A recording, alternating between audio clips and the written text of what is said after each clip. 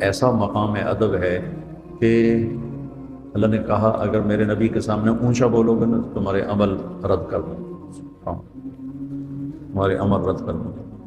تو اس کے بعد ابوبکر صدیق کتنا آہستہ بولتے کہ اللہ کے نبی کو کان قریب کر کے سننا پڑتا۔ اور ثابت بن قیس بن شماس بڑے صحابی ہیں، انہوں نے مسجد میں آنا ہی چھوڑ دی اور روئے جا رہے، ان کی آواز بڑی بلند تھی۔ تو وہ کہنے چلو میرے تو عمل برباد ہو گئے۔ چند دنوں کے بعد آپ نے پوچھا ثابت نظر نہیں آ رہے کدھر؟ کہا جو تو جب سے یہ آیت اتری ہے انہوں نے مسجد میں آنا چھوڑ دی۔ تو آپ نے انہیں بلوا کر فرمایا تو ان لوگوں میں سے نہیں جن کے لیے بے ادبی کا حکم آتا ہے، تو میرے پیاروں میں سے، یہ یمامہ کی جنگ میں شہید ہو۔ تو ایک اشارہ ادب رسول ہے، اور اللہ کے نبی کے ادب میں سب سے بڑی چیز آپ کا اتباع ہے، آپ کی زندگی کا اتباع۔ ہم آپ کی عادات اور آپ کے پسند کو اپنی پسند بنائیں تو یہ سب سے بڑا ادب ہے۔ اور میرے نبی کی زندگی میں جو سب سے نمایاں چیز ہے وہ ہے صبر اور معاف کرنا اور برداشت کرنا۔ بچوں اپنے نبی کی زندگی میں سے یہ ایک جوہر لے لو، جو سن رہے ہیں انہیں بھی کہہ رہا ہوں کہ معاف کرنا سیکھو، جھک جانا سیکھو، درگزر کرنا سیکھو، تو آپ کی دنیا کی زندگی بھی آسان اور آخرت کی زندگی بھی آسان ہے۔ اس کے بعد ہے ابراہیم علیہ السلام کی ایک دعا ہے، اور اس دعا میں ہمیں چند اصول ملے ہیں وہ بتانا چاہتا ہوں۔ ہر ایک کی تمنا ہے کہ ہمارا ملک ایک اچھا ملک ہو، ہماری ریاست ایک اچھی ریاست ہو۔ تو اچھا ملک، اچھی ریاست کسے کہتے ہیں؟ اس کو ابراہیم علیہ السلام نے اپنی دعا کے ذریعے سے اشارتاً پیش کیا۔ جب مکے کی بنیاد رکھی تو ابراہیم علیہ السلام نے پہلی دعا کی، وَإِذْ قَالَ إِبْرَاهِيمُ رَبِّ اجْعَلْ هَذَا الْبَلَدَ آمِنًا، یا اللہ اس شہر کو امن والا بنا۔ ایک دعا، وَارْزُقْهُم مِّنَ الثَّمَرَاتِ، یا اللہ ان کو روٹی کھلا، نہیں ان کو پھل کھلا۔ روٹی نہیں مانگی، پھل فروٹ مانگا۔ ٹھیک، میں بعد میں وضاحت کرتا ہوں۔ تیسرا کیا مانگا؟ ربنا وابعث فیہم رسولا منہم یتلو علیہم آیاتک ویعلمہم الکتاب ویزکیہم، ان میں کوئی راہبر بھیج، رسول بھیج جو انہیں تیرا کلام سمجھائے اور تیری کتاب سکھائے اور تیری اور حکمت سکھائے اور انہیں اچھا انسان بنائے، یزکیہم اچھا انسان بنائے۔ کسی بھی فلاحی ملک کے لیے یہ تین بنیادیں، پہلی کیا ہے کہ وہ پرامن ہو، وہ ملک پرامن ہو، کہ امن کے بغیر کوئی منصوبہ۔ پاکستان سے لوگ پیسہ نکال کے کیوں چلے گئے؟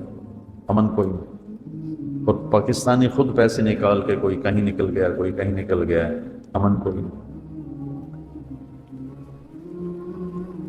امن کے لیے تین شعبے ہیں جو صحیح اپنے آپ کو کرنے کی کوشش کریں گے تو امن قائم ہوگا۔ ایک پہلے نمبر پہ عوام خود امن کے طلبگار، دوسرے نمبر پر پولیس، اور تیسرے نمبر پر عدالت۔ لوگوں میں دیانتداری ہو تو ویسے ہی امن قائم ہو جائے گا۔ لوگوں میں کھوٹ ہو اور پولیس میں دیانتداری ہو تو کھوٹے دب جائیں گے، رک جائیں گے۔ پولیس میں کھوٹ ہو اور عدالتوں میں دیانتداری ہو اور انصاف ہو تو پولیس بھی دب جائے گی، رک جائے گی۔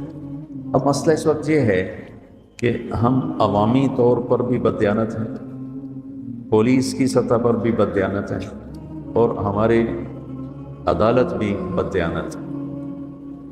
بددیانت سے میری مراد ہے یہ نہیں کہ ہمارے پاس کوئی جج، کوئی وکیل دیانتدار نہیں، بہت سے ہیں، لیکن نظام عدل جس میں انصاف ملتے ملتے عمر گزر جائے اس پر بھی اللہ کی لعنت ہے کہ 20 سال کے بعد کیس کا فیصلہ ہو رہا ہے۔ ایک آدمی 20 برس جیل میں پڑا ہوا ہے، 20 برس کے بعد فیصلہ ہوتا ہے کہ آپ بری ذمہ ہیں، آپ کے ذمہ کچھ نہیں ہے، تو اس کو بھی انصاف نہیں کہتے، یہ بھی ظلم عظیم۔ تو بچوں پہلی چیز یہ ہے کہ عوام میں امن کی طلب ہو، اور امن کی طلب کے لیے میں کوئی قانون سے نہیں ہوگا، آپ سے ابتدا کرتا ہوں، آپ پوری دنیا کے لیے پرامن بن جاؤ۔ کبھی آپ نے سوچا السلام علیکم ورحمۃ اللہ، السلام علیکم ورحمۃ اللہ؟ ایک بار ہم ملتے ہیں السلام علیکم تو وعلیکم السلام۔ میرے نبی نے فرمایا جنت میں نہیں جا سکتے جب تک محبت نہ کرو، اور محبت نہیں کر سکتے، جنت میں نہیں جا سکتے جب تک ایمان نہ لاؤ، اور ایمان نہیں بن سکتا جب تک محبت نہ کرو، اور محبت بن نہیں سکتی جب تک ایک دوسرے کو سلام نہ کرو۔ اس کا عام مطلب یہ لیا جاتا ہے کہ ایک دوسرے کو السلام علیکم کرو، یہ بھی ٹھیک ہے، لیکن اس سے جو میں اس سے اگلا مطلب بیان کرنے لگا ہوں، السلام علیکم، آپ پر سلامتی ہو، یہ پیغام ہے کہ میرے بھائی میں آپ کو کبھی کوئی دکھ نہیں پہنچاؤں گا، میں آپ کے لیے سلامتی ہی سلامتی ہوں، میری طرف سے آپ کو کوئی دکھ نہیں پہنچے گا۔ کیا کمال، السلام علیکم۔ ادھر جتنے نمازی ہیں بھائی تم سب کو میری طرف سے سلام ہو، میں تمہارے لیے سلامتی ہوں، کوئی دکھ نہیں پہنچاؤں گا، السلام علیکم۔ بھائی آپ جتنے اس طرح بیٹھے ہو آپ سب کو میرا سلام ہو، میری طرف سے آپ کو کوئی دکھ نہیں پہنچے گا۔ ہم میں ہر فرد دوسرے کے لیے امن بن جائے، کوئی ایسا میرے بچوں شعبہ نہیں ہے کہ حکومت ہاتھ میں آئے گی تو دین آ جائے گا۔ دین ایک صفت ہے جو سیکھنے سے حاصل ہوتی ہے۔ دیکھو نا، میں ابھی اعلان کروں کہ تم سب کل تک سب بخاری کے حافظ بن جاؤ، جو نہیں بنے گا اس کا سر کاٹ دوں گا، بن سکو گے؟ نہیں۔ میں اعلان کروں کل تک سارے بخاری شریف کے حافظ بن جاؤ تو ایک ایک کو 10-10 کروڑ انعام دوں گا، بن جاؤ گے؟ نہیں۔ میں تمہارے پاؤں پکڑ لوں، تم میرے شاگرد ہو، میرے بچے ہو، کل تک مجھے بخاری کا حافظ بن کے دکھا دو، میری منتوں سے تم بن جاؤ گے۔ کوئی ادھر مشین ہے ادھر سے ڈالوں تمہیں غیر حافظ اور ادھر سے نکالوں حافظ، کوئی ہے ایسی مشین ہے؟ کوئی نہیں۔ تو دین شعبہ بازی کا نام، ایک جو ہمارے ملک میں اللہ رسول کا اتنا تعارف نہیں ہے جتنا ولیوں کا تعارف ہے۔ ولیوں کا تعارف کرنا، ان کی زندگی پڑھنا ہمارے ایمان کا حصہ ہے، لیکن ہم ہندی معاشرے سے متاثر ہیں، ہم نے ولیوں کو بھی اللہ کے قریب پہنچا دیا اور جھوٹی سچا جو کچھ چاہا لکھ دیا۔ اس امت نے دین کو بچایا ہے سند کے ساتھ، یہ تھوڑا ہے کہ جو مرضی لکھا ہوا آمین۔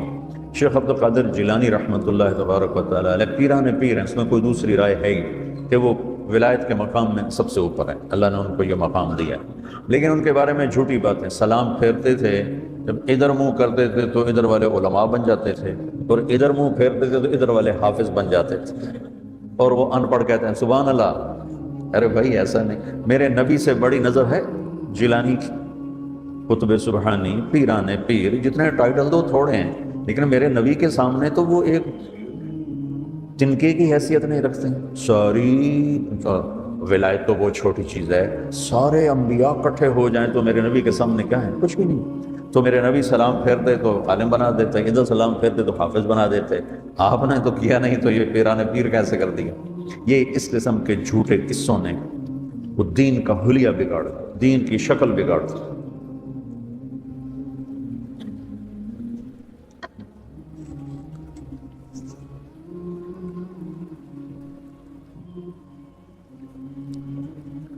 ہم ایک دوسرے کے لیے امن بنیں، سلامتی بنیں، پر امن بن جائیں تو معاشرے میں تبدیلی آنی شروع ہو جائے۔ کوئی ایسا پھوکا نہیں، دم نہیں، درود نہیں، حکومت نہیں۔ میرے نبی نے کس طرح آہستہ آہستہ آہستہ 23 سال میں امت بنائی، آتے ہی نہیں ایک نظر ڈالو اور یہ ہو جائے وہ ہو جائے، یہ سب ایسی کچی باتیں ہیں۔ نظر کا اثر ہے، صحبت کا اثر ہے، صحبت کی تاثیر ہے، کوئی شک نہیں۔ نظر پڑ کے لوگوں کی زندگیاں پلٹ جاتی، کوئی شک نہیں، لیکن اس کو بچانے کے لیے، اس زندگی پہ باقی رہنے کے لیے جان مارنی پڑتی ہے، تب جا کے وہ باقی رہتا ہے، ورنہ یوں ہاتھوں سے اڑ جاتا ہے۔ تو اس ملک کو اگر ہم پرامن بنانا چاہتے ہیں تو آپ پرامن ہو جائیں، اور آپ کے لیے پرامن ہونے کی بات یہ ہے کہ فرقہ واریت کی آگ لگانا چھوڑ دیں۔ ہم نے علماء دیوبند سے پڑھا ہے، ہم ان کی تحقیق پر راضی ہیں، مطمئن ہیں، لیکن ہم باقی تمام مکاتب فکر کے علماء کی اور ان کی ترجیحات کی عزت کرتے ہیں، احترام کرتے ہیں، اور ان کو ہم مسلمان سمجھ کر اپنا بھائی سمجھتے ہیں۔ وہ ہمیں کافر کہیں تو ہم انہیں معذور سمجھتے ہیں، وہ ہمیں گستاخ رسول کہیں تو ہم انہیں معذور سمجھتے ہیں، وہ ہمارے سلام کا جواب بھی نہیں دیتے، ہم انہیں معذور سمجھتے ہیں کہ ان کو ہمارے بارے میں غلط فہمی ہے۔ اس غلط فہمی کو ہم ضد کے ساتھ دور نہیں کریں گے، محبت کے ساتھ دور کریں۔ گالی کا جواب گالی نہیں ہوتا۔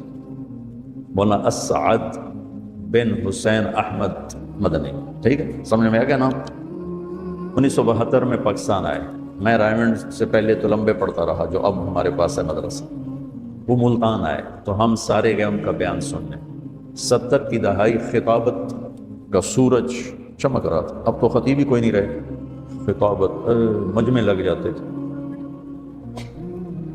تو سارے خطیب سامنے بیٹھے تھے، پہلی رو میں سب بڑے بڑے خطیب، ہماری زبان میں کہتے ہیں ٹھکن خطیب، تو یہ بڑا ٹھکن ذمہ دار، تو یہ بڑا ٹھکن بلوان، سارے ضیاء القاسمی، عبد المجید ندیم اور عبد الشکور دین پوری، لقمان علی پوری اور سارے۔ تو سنو، مجھے دیکھو، انہوں نے یوں کہا جتنا تم لوگوں نے ہمیں نقصان پہنچایا ہے اتنا غیروں نے بھی نہیں پہنچایا۔ میں گواہ ہوں، سمعتہ اذنایا ووعاہ قلبی، میرے کانوں نے سنا، میری آنکھوں نے دیکھا، میرے دل نے اس کو محفوظ کیا۔ جتنا تم لوگوں نے ہمیں نقصان پہنچایا ہے اتنا غیروں نے بھی نہیں، کہ تم گالی کا جواب گالی سے دیتے ہو اور ہمارے اکابر گالی کا جواب دعا سے دیتے تھے۔ یہ تم میں چاہتا ہوں ہم اس ملک میں پرامن بن جائیں، غیبت چھوڑ دیں، جھوٹ چھوڑ دیں، بددیانتی چھوڑ دیں، تاجر ہیں ملاوٹ چھوڑ، کھوٹ چھوڑ، افسر ہیں رشوت چھوڑ، حکومت کو لوٹنا چھوڑ دیں، لوگوں کو لوٹنا چھوڑ دیں، مزدور ہیں اپنی مزدوری میں ڈنڈی نہ ماریں، مستری ہیں وہ مستری ہی کیا جو ایک دن کا کام ایک مہینے میں نہ کرے، یہ مستریوں میں مشہور ہے، مستری وہ جڑا ایک دن کا کام ایک مہینے چ کرے۔ تو جس شعبے سے متعلق ہیں سچائی، دیانتداری، انصاف، اس کو لے تو ہم اپنی ذات سے شروع کریں۔ ملک پرامن ہوگا تو آگے نظام چلے گا۔ جب ہم پرامن ہوں گے تو 1/3 معاملہ نہیں بلکہ 1/2 معاملہ حل ہو جائے، کیونکہ اب تو پولیس کو غلط راستوں پہ عوام چلاتے ہیں، جھوٹے مقدمے درج کراتے ہیں، جھوٹے پرچے کرواتے ہیں، قتل کے مقدمے میں بے گناہوں کے نام لکھ دیتے ہیں۔ تو ہم پولیس والا کوئی سن رہا ہے تو غلط FIR کاٹنا چھوڑ، کوئی وکیل سن رہا ہے تو وہ غلط مقدمے لینا چھوڑ، کوئی جج سن رہا ہے تو اپنے قلم کو بیچے نہیں، ان قریب اس کے قلم کی قیمت اللہ لگائے گا کہ ایک دن کا عدل 60 سال کی عبادت کے برابر ہے۔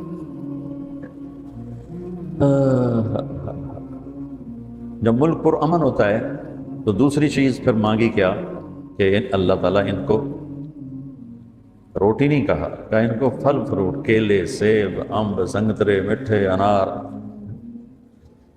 کہ اللہ ان کو یہ کھلا۔ اچھا تو یہ تو پیسوں سے آتے ہیں، تو اس سے میں یہ بات بیان کر رہا ہوں کہ دوسری بات مانگی کہ یا اللہ ان کی معیشت مضبوط ہو، یہ سکھی ہوں، خوشحال ہوں، اکانومی ٹھیک ہو۔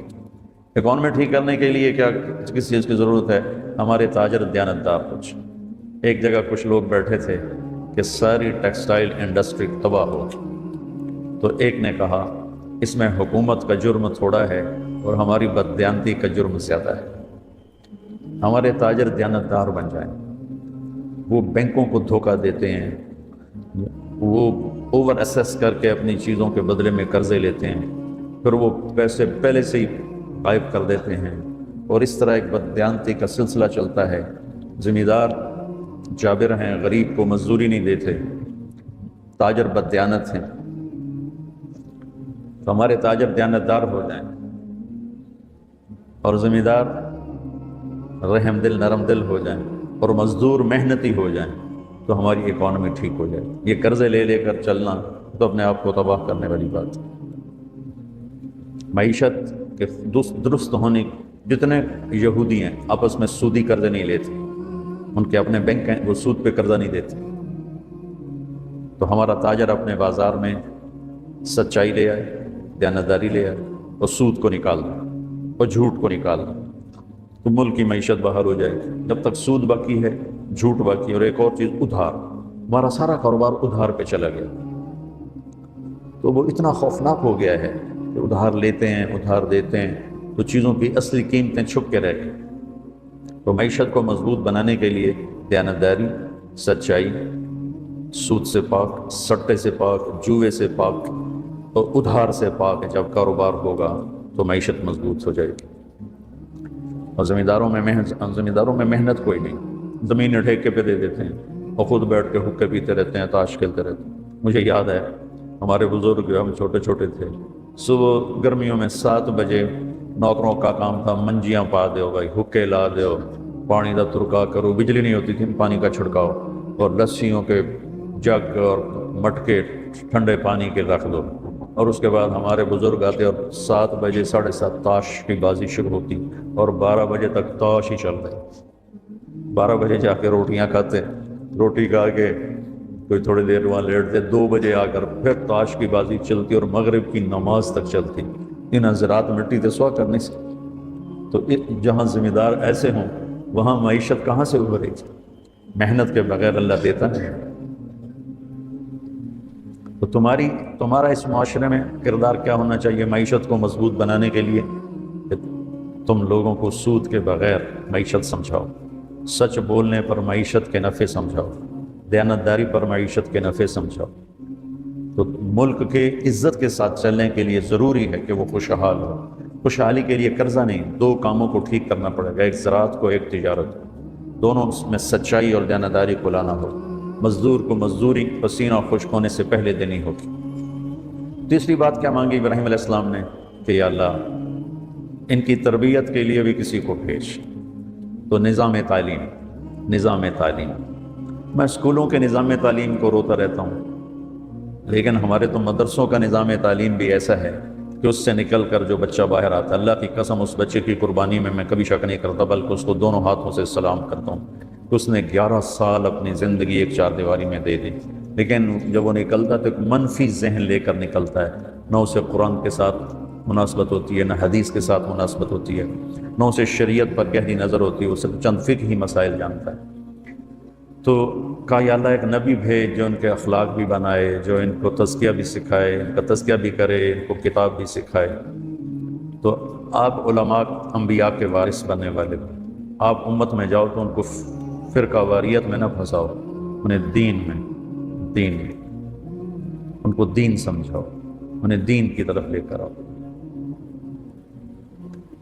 ایک پرانی بات ہے، ایک پروفیسر رائمنڈ آیا اور چلا شروع کیا، پھر مجھے ملے، کہنے لگے میں رائمنڈ آیا اور 1 ہفتہ میں چپکے سے رہا، تشکیل نہیں کرائی، اور ہر مجلس کو میں نے اٹینڈ کیا کہ کسی مجلس میں مجھے کوئی فرقہ واریت کی بات ملے، لیکن 7 دن میں ایک مجلس میں بھی کسی فرقے کے خلاف جب میں نے بات نہیں سنی تو پھر میں نے چلا لگا۔ میں نے کہا تم تو 7 دن کہہ رہے ہو، میں نے 7 سال رائمنڈ میں پڑھا، میں اپنے استادوں کو جو مر گئے ان کے لیے دعا گو ہوں، اللہ ان کے درجے بلند کرے، جو زندہ ہیں میں ان کے پاؤں چومتا ہوں، کہ میں قسم اٹھا کے کہتا ہوں 7 سال میں ہمارے استادوں نے کبھی بھی بریلوی کے خلاف، شیعہ کے خلاف، وہابی کے خلاف، غیر مقلد کے خلاف ایک لفظ نہیں بولا، ایک لفظ۔ انہوں نے ہمارے ذہنوں کی تختی صاف کی اور اس میں کوئی منفی چیز لکھنے نہیں دی۔ یہی میں تم میں چاہتا ہوں کہ اللہ کرے تم میں سے زہریلے نہ بنو، دیوبندیت تمہارے بنیان کی طرح اور امت پناہ تمہارے کرتے کی طرح، کہ سب کو سینے سے لگے۔ میں یہ جو ہمارے پہلے سال پہلی جماعت تھی، مولوی عدنان صاحب سے 1 سال پہلے، مولوی مسعود صاحب ہوتے ہیں وہاں پڑھاتے ہیں، مولوی اسرار وہ ہمارے گاؤں میں پڑھاتے ہیں، میں انہیں سبق پڑھانے ان کے کمرے میں گیا، یہ ادھر پہلا کمرہ ہے۔ تو تاریخ میرا ذوق ہے، میں پاگلوں کی طرح تاریخ پڑھتا ہوں۔ تو ایک کتاب ریک میں لگی ہوئی تھی اور تھوڑا سا باہر تھی ایسے، تو میری نظر پڑی فتوحات، تو میں نے کہا شاید یہ کسی فاتح کی کتاب ہے تاریخی، تو میں نے جلدی سے نکالی، تو میں نے دیکھا لکھا تھا فتوحات صفدر، تو نیچے میں نے پڑھا نہیں، تو میرے جی میں آیا کہ صفدر تو کوئی فاتح نہیں گزرا، تو دنیا کے جتنے بڑے فاتح ہیں اللہ کا فضل ہے، مجھے ان کے نام یاد ہیں۔ ان کی چنگیز خان کی بیوی کا نام برتائی بیگم تھا، ہلاکو خان کی بیوی کا نام دوپوزا تھا، اور ہلاکو کے بڑے بیٹے کا نام تھا جوجی، وہ حرام کا تھا لیکن اس نے اس کو سلطنت میں حصہ دیا، اور چھوٹے کا نام تھا اغدائی، اس سے چھوٹا تھا چغتائی، اس سے چھوٹا تھا طولوئی، اور جوجی کا بیٹا تھا اباکا، اور اباکا کا بیٹا تھا برکا۔ مجھے یوں ان کے نام یاد۔ تو اب میں کوئی مطالعہ کر کے تھوڑا ہی آیا ہوں، میں نے کہا صفدر کون سا فاتح؟ ہاں فتوحات صفدر۔ تو پھر میں نے اندر دیکھا تو میں نے اپنا سر پیٹ لیا۔ وہ امین صفدر اکاڑوی صاحب نے جو غیر مقلدوں سے مناظرے کیے، وہ کتاب بنی ہوئی تھی، اور فتوحات صفدر، سبحان اللہ، واہ کیا علم ہے کہ مسلمانوں سے لڑائی کو فتوحات۔ بھلا مناظرے کرنا بھی کوئی دین کا کام؟ مناظرے کرنا تو نری کے نری تباہی اور بربادی کا کام، کیونکہ ہمارے علماء تاریخ نہیں پڑھتے اور ان کو واہ واہ کرنے والے ہر جگہ مل جاتے ہیں۔ اور واہ واہ کرنے والوں کا تو حال ہی ہے، ایک پیر صاحب سے ہم ملنے گئے، بڑے پیر صاحب، لاکھوں مرید اور بڑے نیک، ایسا نہیں کہ کوئی جاہل، بڑے عالم بات۔ تو وہ تشریف فرما تھے، ان کے مریدین بھی تھے، ہم بھی تھے۔ اب وہ کچھ کہنے لگے تو واللہ میں آپ کو صحیح بتا رہا ہوں، میں آنکھوں سے دیکھا کانوں سے سنا، وہ کہنے لگے وہ، اس کے بعد کچھ کہنا تھا تو انہوں نے بھی اتنا ہی کہا وہ، ان کے مرید بولے سبحان اللہ سبحان اللہ۔ میں کہا تھوڑی بیڑی بڈیوں کو پیر نو بولن تے نام برا تو سبحان اللہ۔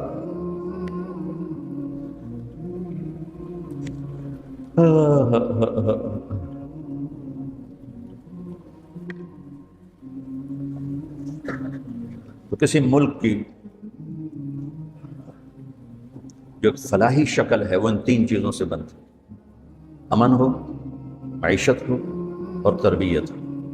ہمارے جو دینی مدارس ہیں ان میں بھی تربیت کوئی نہیں رہی، وہ اسکول کالج تو کاروباری ادارے ہیں، وہ کوئی تربیتی ادارے کوئی نہیں۔ اور والدین ایسے پاگل ہیں کہ اپنی اولاد کو پڑھائی پڑھائی پڑھائی پڑھائی پڑھائی، اور اس پوزیشن لو پوزیشن لو پوزیشن لو۔ بچے نفسیاتی مریض ہو، کئی بچے خودکشی کرنے کے اخباروں میں آتے ہیں کہ وہ ٹیسٹ کلیئر نہیں کر سکا، اس نے اپنے آپ کو مار لیا، کہ ماں باپ کا اتنا اندھا دھند پریشر ہوتا ہے۔ ارے اس کے بیٹا پڑھائیوں پر نہیں، ماتھے پر۔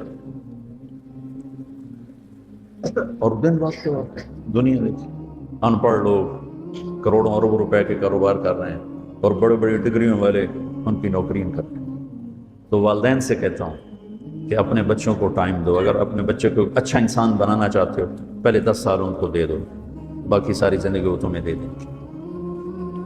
تو یہ چند باتیں اور بھی ہیں لیکن آج میرا سر ساتھ نہیں دے رہا، تو آج اسی پہ اکتفا کرتے ہیں کہ ابراہیم علیہ السلام نے ایک خاکہ پیش کیا ہے کہ اچھا ملک کسے کہتے ہیں؟ امن ہو، اکانومی ہو، علم ہو، تربیت۔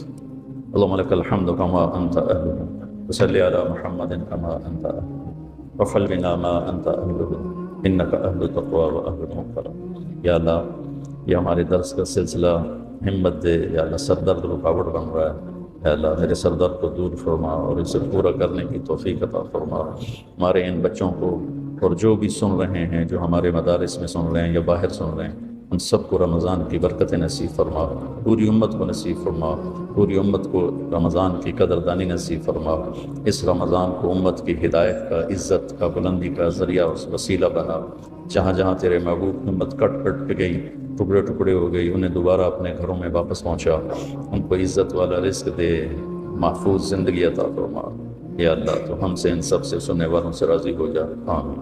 اللہ تعالیٰ نے اس پوری دنیا کو بنایا اور اس پوری کائنات کو ایک سسٹم اور ایک نظام کے تحت جوڑا۔ اللہ تعالیٰ نے لوگوں کی ہدایت کے لیے قرآن مقدس کو اپنے پیغمبر محمد صلی اللہ علیہ وسلم کے سینے مبارک پر نازل فرمایا اور حکم دیا، اے میرے پاک نبی صلی اللہ علیہ وسلم، آپ قرآن کے پیغام کو لوگوں تک واضح انداز میں پیش فرما دیں۔ چنانچہ اللہ کے نبی صلی اللہ علیہ وسلم نے پوری وضاحت کے ساتھ، پورے دلائل کے ساتھ اللہ کے اس پیغام کو امت تک پہنچایا۔ جب اللہ کے نبی صلی اللہ علیہ وسلم کا آخری حج تھا، حجۃ الوداع کا موقع تھا، تو اس وقت اللہ کے نبی صلی اللہ علیہ وسلم، اس وقت جتنے لوگ موجود تھے، تمام لوگوں سے کہا تھا کہ کیا میں نے تمہیں اللہ کا دین پہنچا دیا؟ تو تمام لوگوں نے بیک وقت زبان یہ کہا کہ یا رسول اللہ، بے شک آپ نے اللہ کا پیغام ہم تک پہنچا دیا۔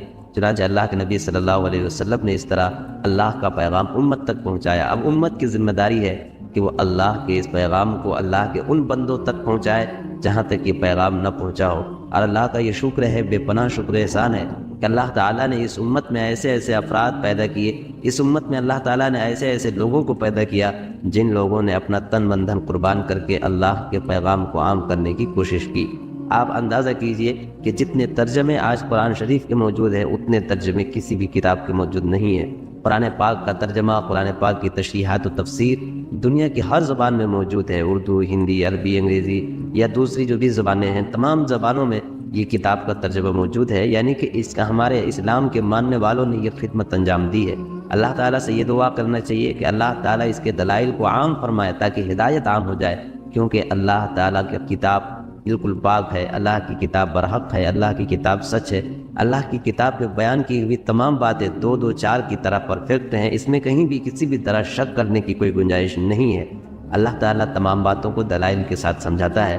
مثال لیجیے، اللہ تعالیٰ نے قرآن مقدس کے پارہ نمبر 13 سورہ رعد میں کتنی بہترین انداز میں اپنی توحید کو سمجھایا ہے۔ اللہ تعالیٰ فرماتے ہیں، اللہ یعلم ما تحمل کل انثی وما تغیض الارحام وما تزداد وکل شیء عندہ بمقدار، کہ اللہ کی ذات وہ ذات ہے جو وہی جانتا ہے کہ ماں کے پیٹ میں کیا ہے، یعنی کہ جو اندر ہے اس کی ولادت کب ہوگی، کتنے دنوں میں ہوگی، وہ اندر رہنے والا نیک بخت ہے، بدبخت ہے، یا اول مرحلے میں شروع میں جب نطفہ قرار پاتا ہے اسی وقت اب وہ لڑکا بنے گا یا لڑکی بنے گی، اس کا علم پورا اللہ تعالیٰ کے پاس ہے، اور تمام چیزوں کا علم اللہ کو ہے۔ عالم الغیب والشہادہ، اللہ تعالیٰ جس طرح موجود چیزوں کو دیکھتا اور جانتا ہے اسی طرح غائب چیزوں کو بھی جانتا ہے۔ اللہ کے علم سے دنیا جہان کی کوئی بھی چیز باہر نہیں ہے۔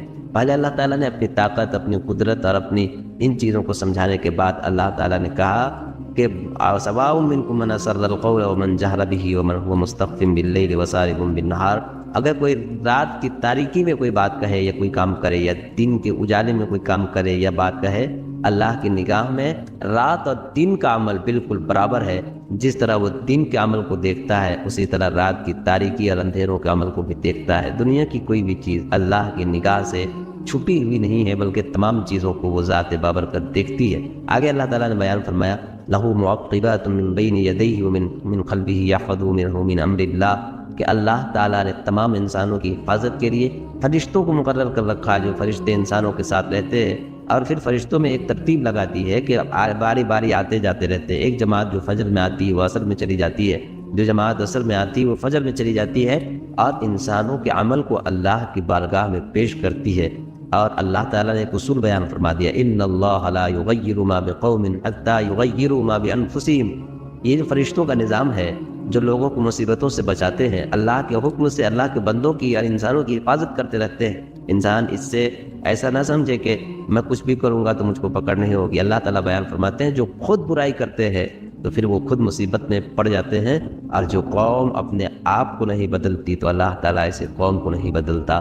اللہ تعالیٰ نے یہ بات یہاں پر ارشاد فرمائی، لا یغیر بقوم حتی یغیروا ما بانفسہم وَإِذَا أَرَادَ اللَّهُ بِقَوْمٍ سُوءًا فَلَا مَرَدَّ لَهُ وَمَا لَهُم مِّن دُونِهِ مِن وَالٍ، اور جب اللہ تعالیٰ کسی قوم کے بارے میں کوئی مصیبت کا فیصلہ کر لے تو دنیا کی کوئی طاقت نہیں بچا سکتی، صرف اللہ ہے جو یہ بچانے کی طاقت رکھتے ہیں۔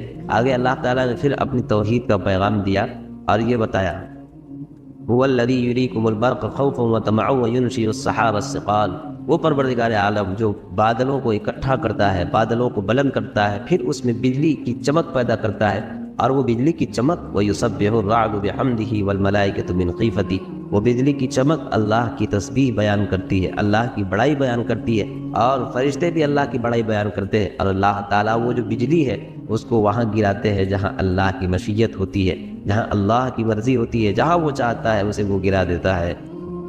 لَهُ دعوت الحق والذین لا يدعون من دونہ، سچی پکار اللہ کی پکار ہے، سچی بات اللہ کی بات ہے، سچائی کا راستہ اللہ کا راستہ ہے، اور جو لوگ اللہ کو چھوڑ کر دوسرے لوگوں کو پکارتے ہیں ان کا پکارنا تو بے فائدہ ہے، کیونکہ اللہ کو چھوڑ کر جن کے سامنے یہ مرادیں مانگتے ہیں وہ تو نہ تو ان کی سن سکتے ہیں اور نہ ان کی مرادیں پوری کر سکتے ہیں، بلکہ ان کے سامنے سر جھکانا بے وقوفی اور حماقت کے سوا کچھ نہیں۔ اللہ نے مثال سے سمجھایا، الا کباسط کفیہ الی الماء لیبلغ فاہ وما هو ببالغ، اللہ کو چھوڑ کر دوسروں کے سامنے ہاتھ پھیلانے، ان کے سامنے سر جھکانا ایسے ہی ہے جیسے کوئی پیاسا آدمی پانی کے آگے ہاتھ پھیلا دے، اب یہ سمجھے کہ وہ پانی خود بخود اس کے پیٹ میں چلا جائے۔ آج پانی خود بخود اس کے پیٹ میں جا نہیں سکتا، آدمی کا ایسا سوچنا بیکار جائے گا۔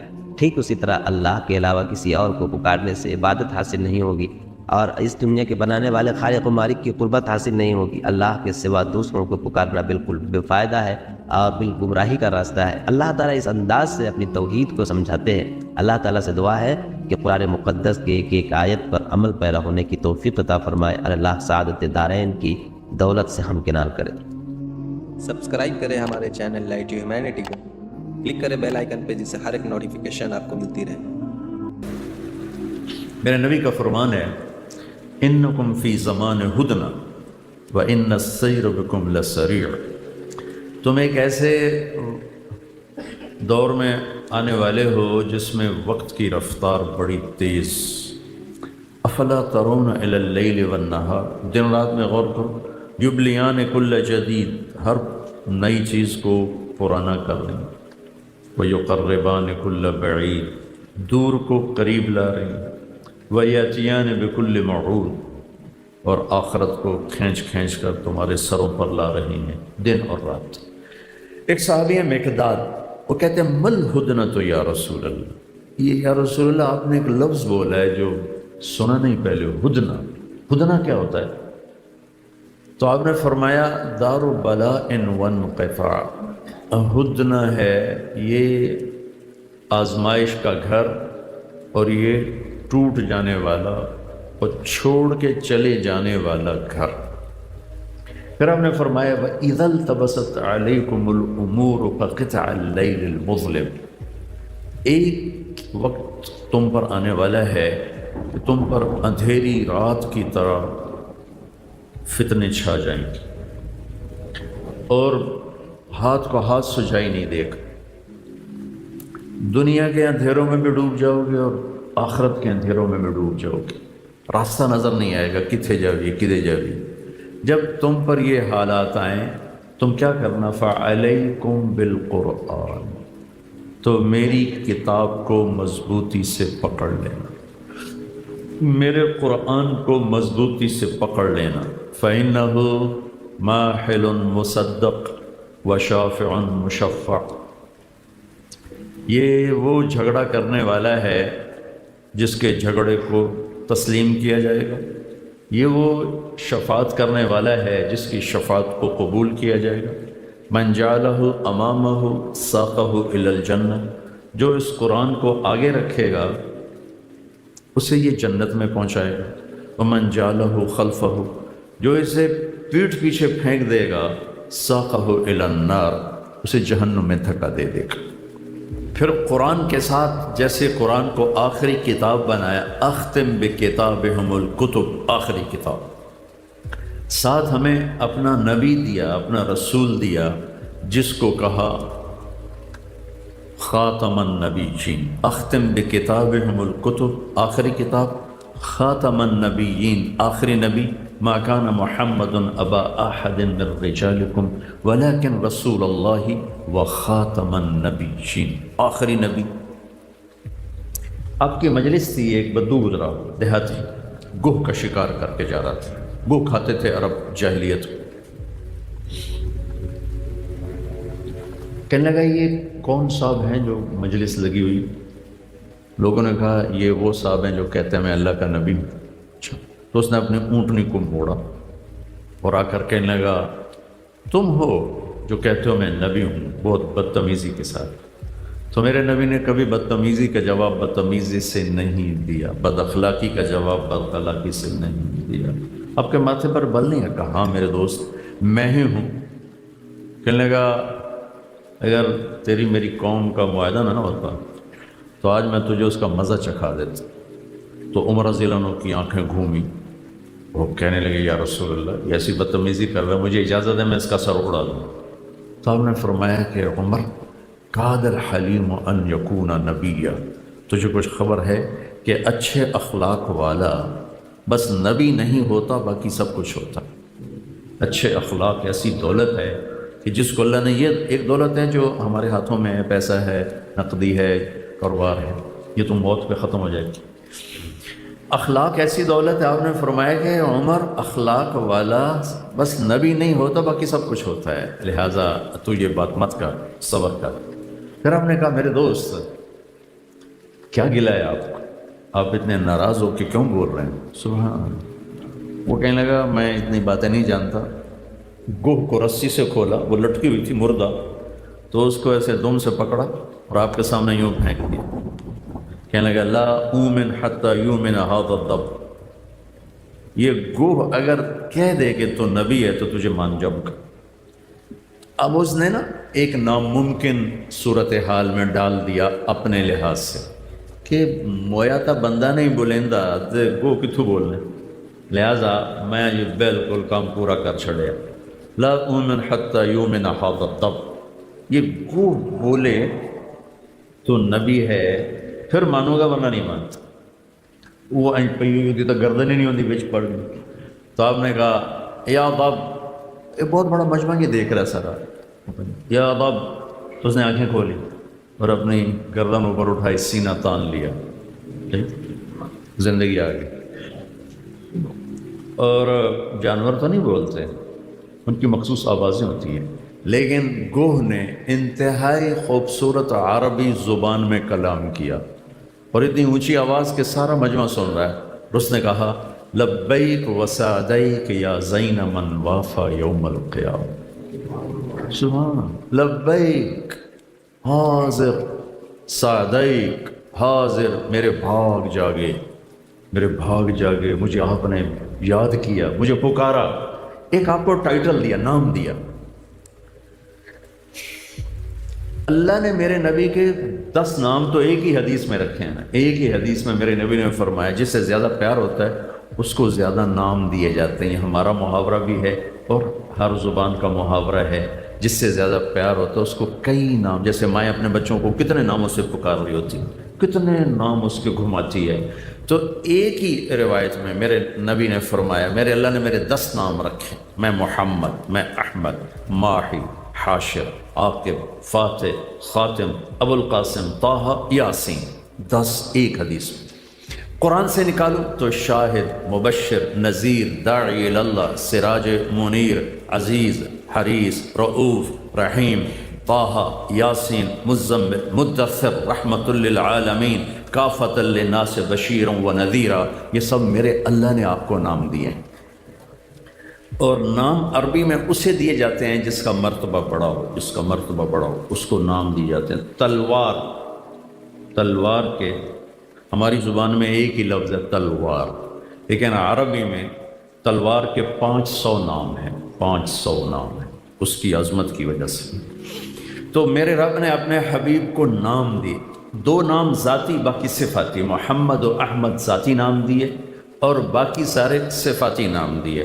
اور محمد اور احمد کو اپنے نام کے ساتھ اتنے خوبصورت انداز میں جوڑا ہے کہ اللہ کے لفظ میں کوئی حرف نہیں، کوئی نقطہ نہیں ہے، ٹھیک ہے نا؟ محمد میں بھی کوئی نقطہ نہیں ہے، احمد میں بھی کوئی نقطہ نہیں ہے۔ اللہ 4 حرف ہیں، محمد بھی 4 حرف ہیں اور احمد بھی 4 حرف ہیں۔ یہ 4 جمع 4 جمع 4 12 بنتے ہیں۔ جب اللہ نے کلمہ توحید بنایا، رسالت بنایا، تو لا الہ الا اللہ اور محمد رسول اللہ 2 جز ہیں، ایک لا الہ الا اللہ، ایک محمد رسول اللہ۔ تو یہاں 12 کے عدد کو اس طرح اللہ تعالیٰ نے پرویا ہے کہ لا الہ الا اللہ بھی 12 حرف ہیں اور محمد رسول اللہ بھی 12 حرف ہیں۔ پھر اپنے حبیب کے نام کو قرآن کے ساتھ ایسے جوڑا ہے، اور میں قرآن اور اپنے نبی کو جوڑ بٹھا رہا تھا تو یہ بات اسی میں آ رہی۔ اپنے نبی کو ہمیں قرآن دیا، قرآن کو سمجھانے کے لیے نبی دیا، ہمارے ہاتھ میں نہیں دے دیا کہ لو پڑھ لو تو آپ پہ سمجھ لو۔ ایک ہستی دی، ایک محبوب دیے جو ایک زندگی بتا کے گئے، سمجھا کے گئے، کروا کے گئے، صرف سمجھایا نہیں، بتایا نہیں، کروا کے گئے۔ تو قرآن کا شروع ہے الحمد، الحمد، پہلا لفظ الحمد، الف لام ہٹا دیں تو نیچے سے کیا نکلتا ہے؟ حمد۔ محمد کا میم ہٹا دیں تو کیا نکلتا ہے؟ حمد۔ احمد کا الف ہٹا دیں تو کیا نکلتا ہے؟ حمد۔ یہ قرآن سے اپنے حبیب کے نام کو جوڑا، حمد حمد حمد، حمد حمد حمد، کہ پہلے لفظ کے ساتھ اپنے حبیب کے نام کو جوڑ کے بتایا ہے کہ سارے قرآن کے علم کا دروازہ میرا نبی ہے، چابی میرا نبی ہے، یہ چابی لگے گی تو قرآن کھلے گا ورنہ قرآن نہیں کھلے گا۔ اب اس میں شکاگو میں اور ڈیٹرائٹ میں یہودی پروفیسر ہیں جو قرآن پر ڈگری دیتے ہیں، پی ایچ ڈی کی ڈگری دیتے ہیں، لیکن چونکہ محمدی دولت کوئی نہیں ہے تو ایمان سے محروم ہیں، اسلام سے محروم ہیں۔ ڈگری وہ ہمارے لڑکوں کو ڈگری وہ دیتے ہیں، یہودی ڈاکٹر، عیسائی ڈاکٹر ڈگری دیتے ہیں، لیکن محمدی نور کوئی نہیں ہے تو محروم۔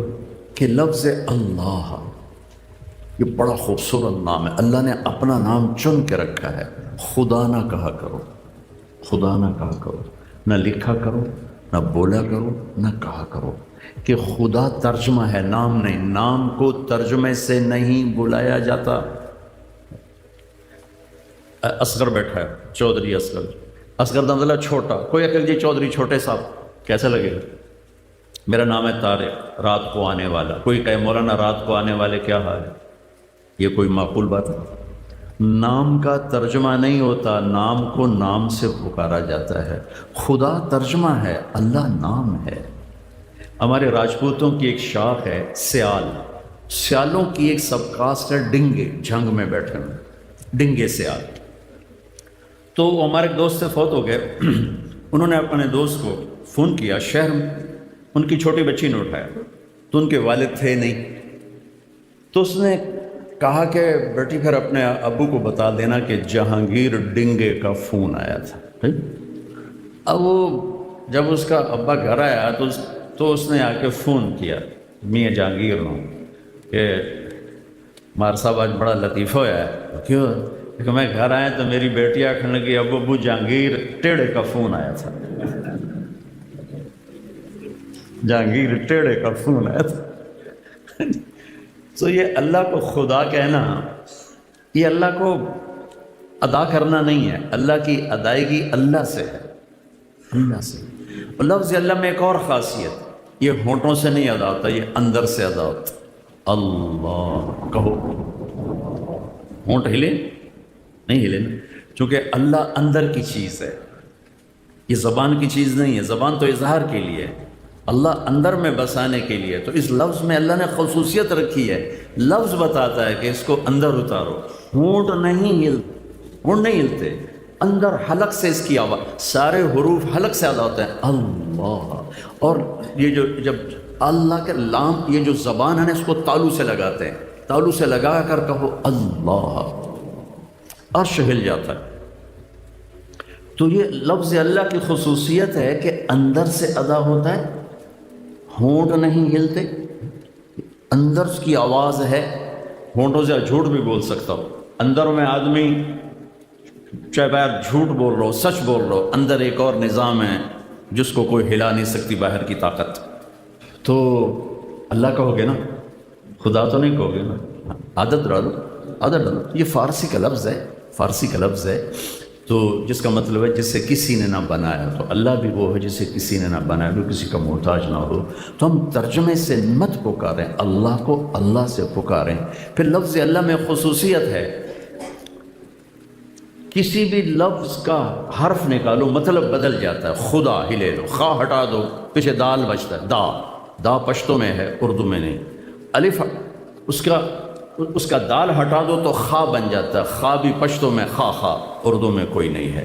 طارق رات کو آنے والا، تا ہٹا دو، ارق بے قرار ہونے والا، بے قرار رہنے والا۔ جمیل اچھے نصب والا بھی اس کا مطلب ہے، اور خوبصورت بھی اس کا مطلب ہے۔ جیم ہٹا دو تو کبھی میل بنتا ہے، کبھی میل بنتا ہے۔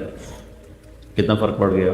لفظ اللہ، الف ہٹا دو تو پیچھے بچتا ہے للہ، تو قرآن کہتا ہے للہ ما فی السماوات و ما فی الارض، مطلب نہیں بدلا۔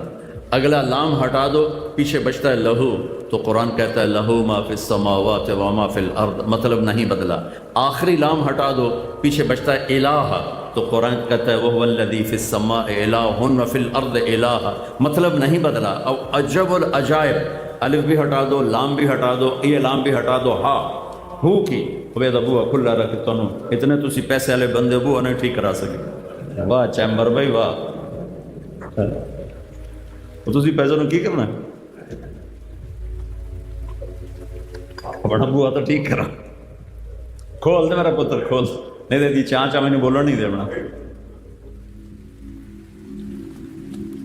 اب یہ الف ہٹا دو، اگلا لام ہٹا دو، اگلا بھی لام ہٹا دو، ہا کی پیش کو باقی رکھو نا، صرف پیش کو، تو بھی اللہ کی طرف جاتا ہے. اللہ لا الہ الا ہو، الف لام میم، اللہ لا الہ الا ہو، هو اللہ الذی لا الہ الا ہو.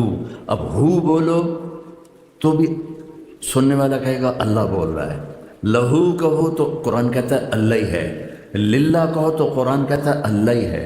الہ کہو تو قرآن کہتا ہے اللہ ہی ہے. اور اللہ کہو تو ساری کائنات کہتی اللہ اللہ ہے.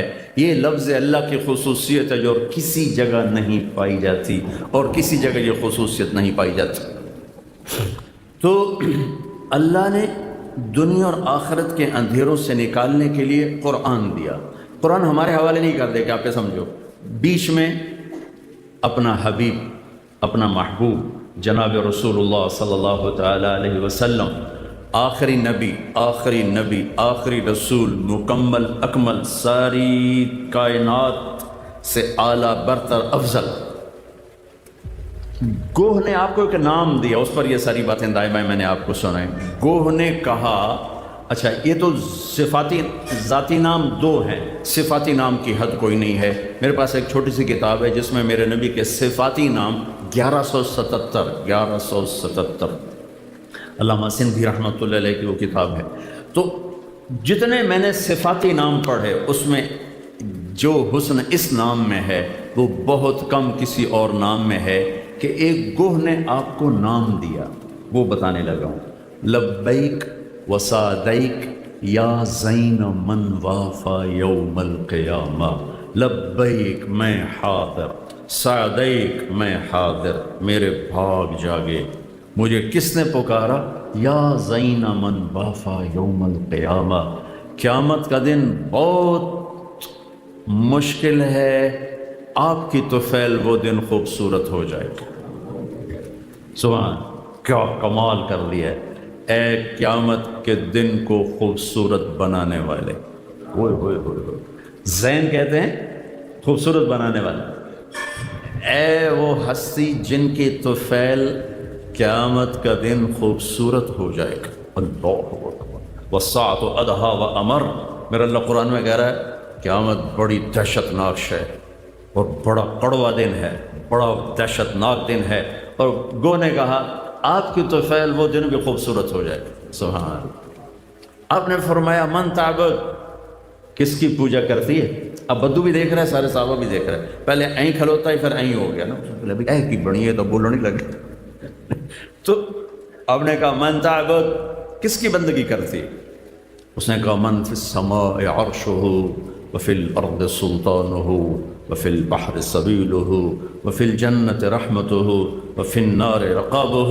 میں اس کی بندگی کرتی ہوں جس کا عرش ہے آسمانوں پر، جس کی سلطنت ہے زمینوں میں، جس کے راستے ہیں سمندروں میں، جس کی رحمت ہے جنت میں، جس کا عذاب ہے جہنم میں. پھر آپ نے کہا من انا. اب وہ سوال کا جواب آیا جو بدو نے کہا تھا. آپ نے فرمایا من انا، میں کون ہوں؟ تو گوہ کو آپ کی رسالت کا بھی پتہ ہے اور ختم نبوت کا بھی پتہ ہے. گوہ نے کہا انت رسول رب العالمین، آپ رب العالمین کے رسول ہیں. تو اتنا کافی نہیں ہے، وخاتم النبیین، اور آپ آخری نبی ہیں.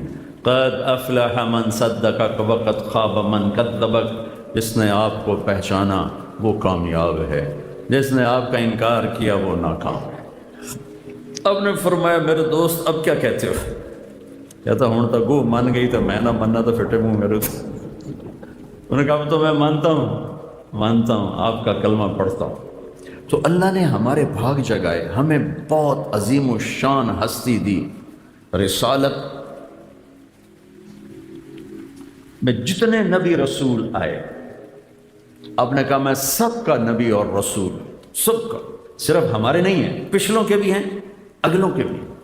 کہ میں سب کے لیے رسول بن کر آیا. آپ نے فرمایا نبیوں کے سردار 4 ہیں، نوح، ابراہیم، موسیٰ اور عیسیٰ علیہ السلام، اور میں ان سب کا سردار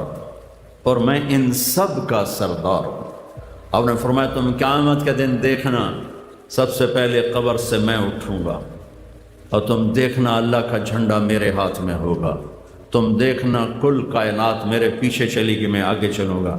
تم دیکھنا میں اپنی امت کے ساتھ ایک اونچے مقام پہ کھڑا ہوں گا، تم دیکھو گے قیامت کے دن جنت کی چابی میرے ہاتھ میں ہوگی، تم دیکھو گے جنت سارے نبیوں پر حرام ہے جب تک میرا قدم نہ پڑ جائے، اور تم دیکھو گے ساری امتوں پر جنت حرام ہے جب تک میری امت نہ داخل ہو جائے، اور حساب شروع نہ ہوگا جب تک میرے محبوب کی شفاعت نہ ہوگی، پل صراط پار نہ ہوگا جب تک میرے محبوب کی شفاعت نہ ہوگی، جنت کا دروازہ نہیں کھلے گا جب تک جناب رسول اللہ صلی اللہ علیہ وسلم افتتاح نہیں فرمائیں گے۔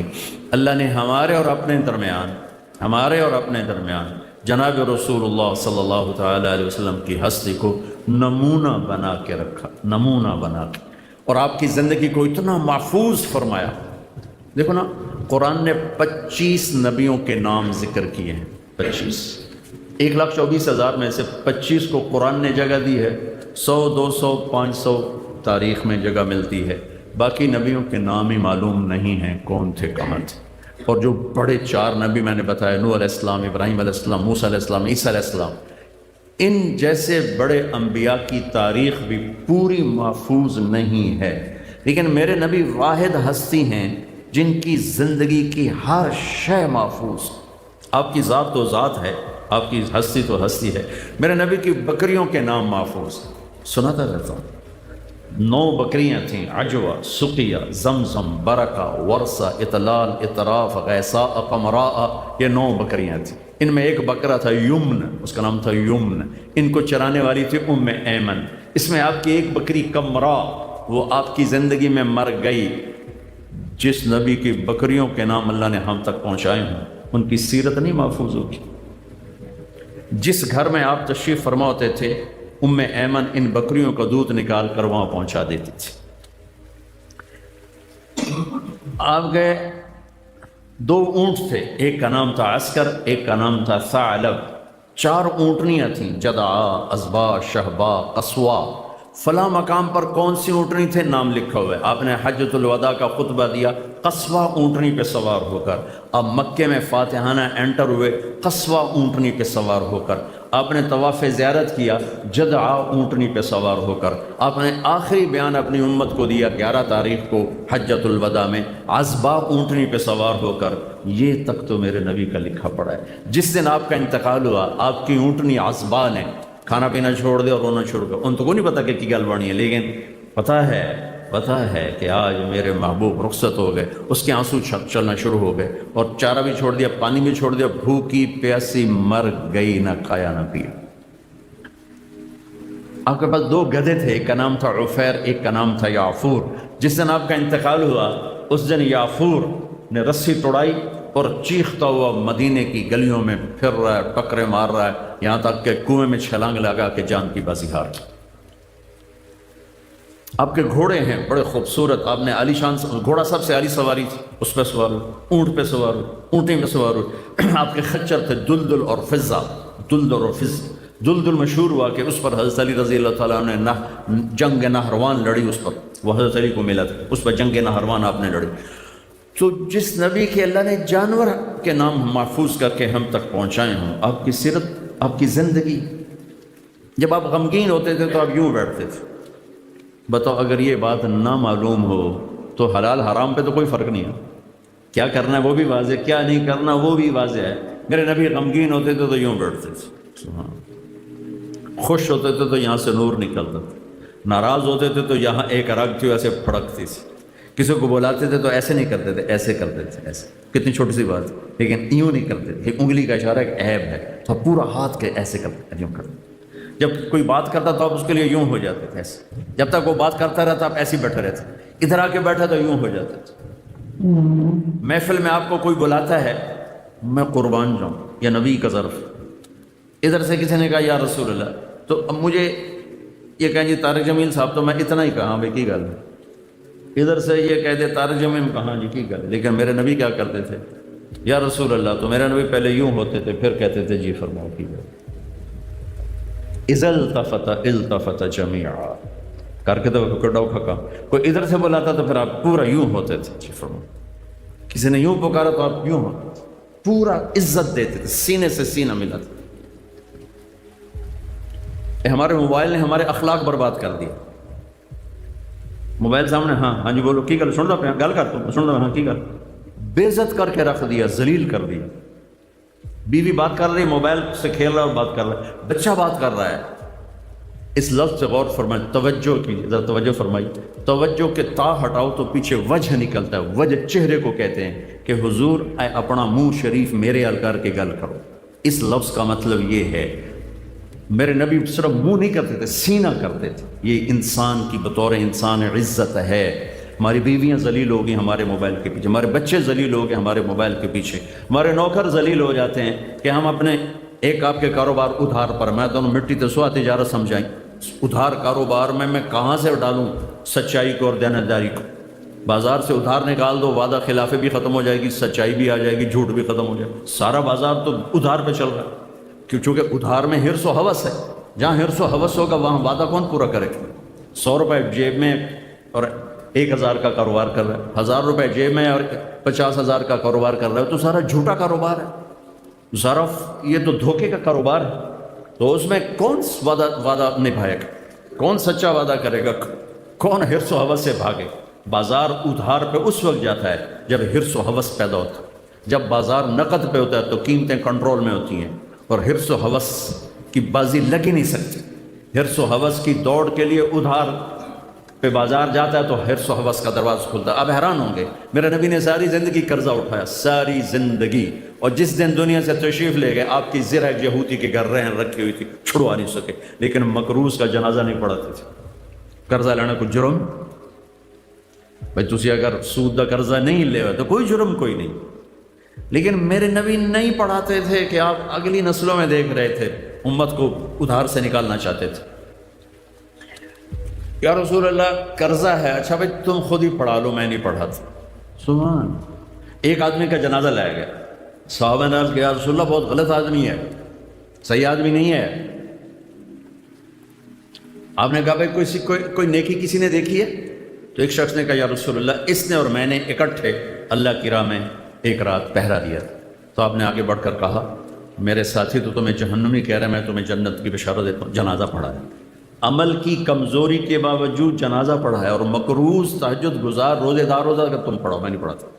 پھر کوئی کھڑا کر کہتا یا رسول اللہ اس کا قرضہ میرے ذمے, میں ادا کروں گا. پھر آپ اس کا جنازہ پڑھاتے تھے.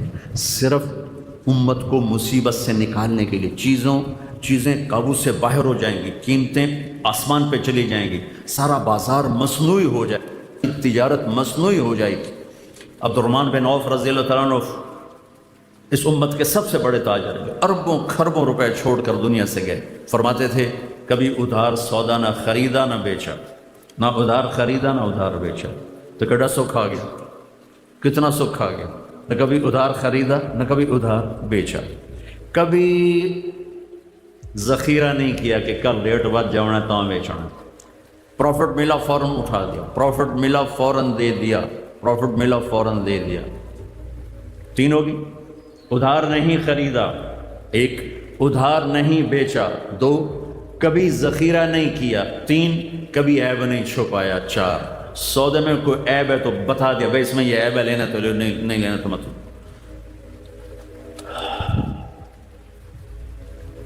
میرے نبی نے یوں ہاتھ مارا, اوئے ہوئے ہوئے, یوں کیا, اوئے ہوئے ہوئے. تو سارے ڈر گئے, پتہ نہیں کیوں کوئی بولے ہی کوئی. اگلے دن محمد بن عبداللہ بن جحش رضی اللہ تعالیٰ عنہ, یا رسول اللہ کل آپ وہ یوں کر رہے تھے, اوئے ہوئے ہوئے, بڑا سخت حکم آیا, بڑا سخت حکم آیا ہے. تو آپ نے فرمایا وہ کیا تھا یا رسول اللہ؟ آپ نے فرمایا کل جبریل میرے پاس آئے تھے اور کہہ رہے تھے کہ یا رسول اللہ جس نے کسی کا قرضہ دینا ہو اور وہ دیے بغیر مر گیا تو اس کی مثال ایسے ہے کہ جو آدمی اللہ کے راستے میں شہید ہو, پھر زندہ ہو, پھر شہید ہو اور پھر زندہ ہو تو بھی جنت میں نہیں جا سکے. اگر اس نے کسی کا قرضہ دینا ہے تو نہیں جا سکتا. یہ ساری وعیدیں کیوں سنائی ہیں؟ بازار کو کنٹرول آپ کر سکتے ہی نہیں, بازار کو کنٹرول اگر ادھار پہ چل رہا ہے اور اس میں آپ ہیرا پھیری کو ختم کر سکتے ہی نہیں, خیانت بددیانتی کو آپ ختم کر سکتے ہی نہیں. تو اس موبائل نے ہماری زندگی تو اچھی پہلے ہی اوکھی آئی ہو رہی اوکھی کر چڑھی, تو ٹائلٹ پہ کے سودے کر دو, ٹائلٹ سودے کیتے جانے. تو میرے نبی پوری توجہ فرماتے تھے. سبحان کوئی آپ کو مصافحہ کرتا تو آپ ہاتھ نہیں چھوڑاتے تھے، اور آپ محفل میں کبھی پاؤں پھیلا کے نہیں بیٹھتے تھے، ایسے آپ بیٹھے نا تو آپ نے کبھی ایسے پاؤں لمبا نہیں کیا، چاہے محفل 1 منٹ کی تھی یا 1 گھنٹے کی تھی، آپ کسی کی طرف پاؤں نہیں فرماتے تھے، اور سب کو اتنی توجہ دیتے تھے کہ ہر ایک سمجھتا تھا کہ میں نہیں ویکھی جاندے، میں نہیں ویکھی جاندے، میری طرف متوجہ، حالانکہ آپ کے یہاں فرق مراتب تھا۔ جریر بن عبداللہ تشریف لائے تو محفل بھر چکی تھی، بیٹھنے کی جگہ صاف نہیں تھی، وہ ذرا پیچھے بیٹھے تو آپ نے اپنی چادر اٹھا کے یوں پھینکی، کہا جریر میری چادر پہ بیٹھ جائے۔ یہ چادر آپ نے بلال کے لیے نہیں دی، ابو ذر کے لیے نہیں دی، حالانکہ ان کا مرتبہ وہ ہے کہ جس کو کوئی دیکھ ہی نہ سکے، اتنے اونچے مرتبے کے لوگ ہیں، لیکن جریر شہزادے تھے یمن کے، تو ان کو پروٹوکول دیا، کہ پروٹوکول دینا شریعت کا حصہ ہے۔ آپ نے کہا میری چادر پہ بیٹھو، انہوں نے چادر اٹھا کے سر پہ، یا رسول اللہ ایتھے رکھن دیے، پیٹ رکھن دیے، تو انہوں نے اپنے سر پہ رکھی۔ فرق مراتب نہ ہو تو نظام درم برم ہو کے رہ جاتا، لیکن آپ سب کے لیے پوری توجہ دیتے تھے، جیسے سب آپ کے ساتھ جڑے ہوئے۔ آپ نے کسی سے اظہار ناراضگی کیسا تھا میرے نبی کا، سبحان اللہ، کتنا ہلکا پھلکا۔ آپ مثال کے طور پر آپ ابو ہریرہ پہ ناراض ہو گئے، اب آپ نے اس کو بتانا ہے کہ میں تیرے اوپر ناراض ہوں، تو اس کا طریقہ کیا ہوتا تھا؟ بھائی تو ایسا تو ایسا تو ایسا، نہیں، یہ دروازہ ہے، ابو ہریرہ اندر آ رہے ہیں اور آپ کی نظر پڑ گئی ابو ہریرہ آ رہے ہیں تو آپ ایک دم یوں ہو جاتے ہیں۔ بس اتنی میرے نبی کی ناراضگی تھی، وہ اگلے کو پتہ چل جاتا تھا کہ اللہ دے نبی جو ہے نا لگتا ہے میرے تک ناراض ہوئے بیٹھے ہیں۔ تو یہ ناراضگی اپنی ذات کی وجہ سے کبھی نہیں تھی، کبھی نہیں تھی، اپنی ذات کی وجہ سے کبھی نہیں تھی، یہ ناراضگی کسی مسلط کی وجہ سے ہوتی تھی۔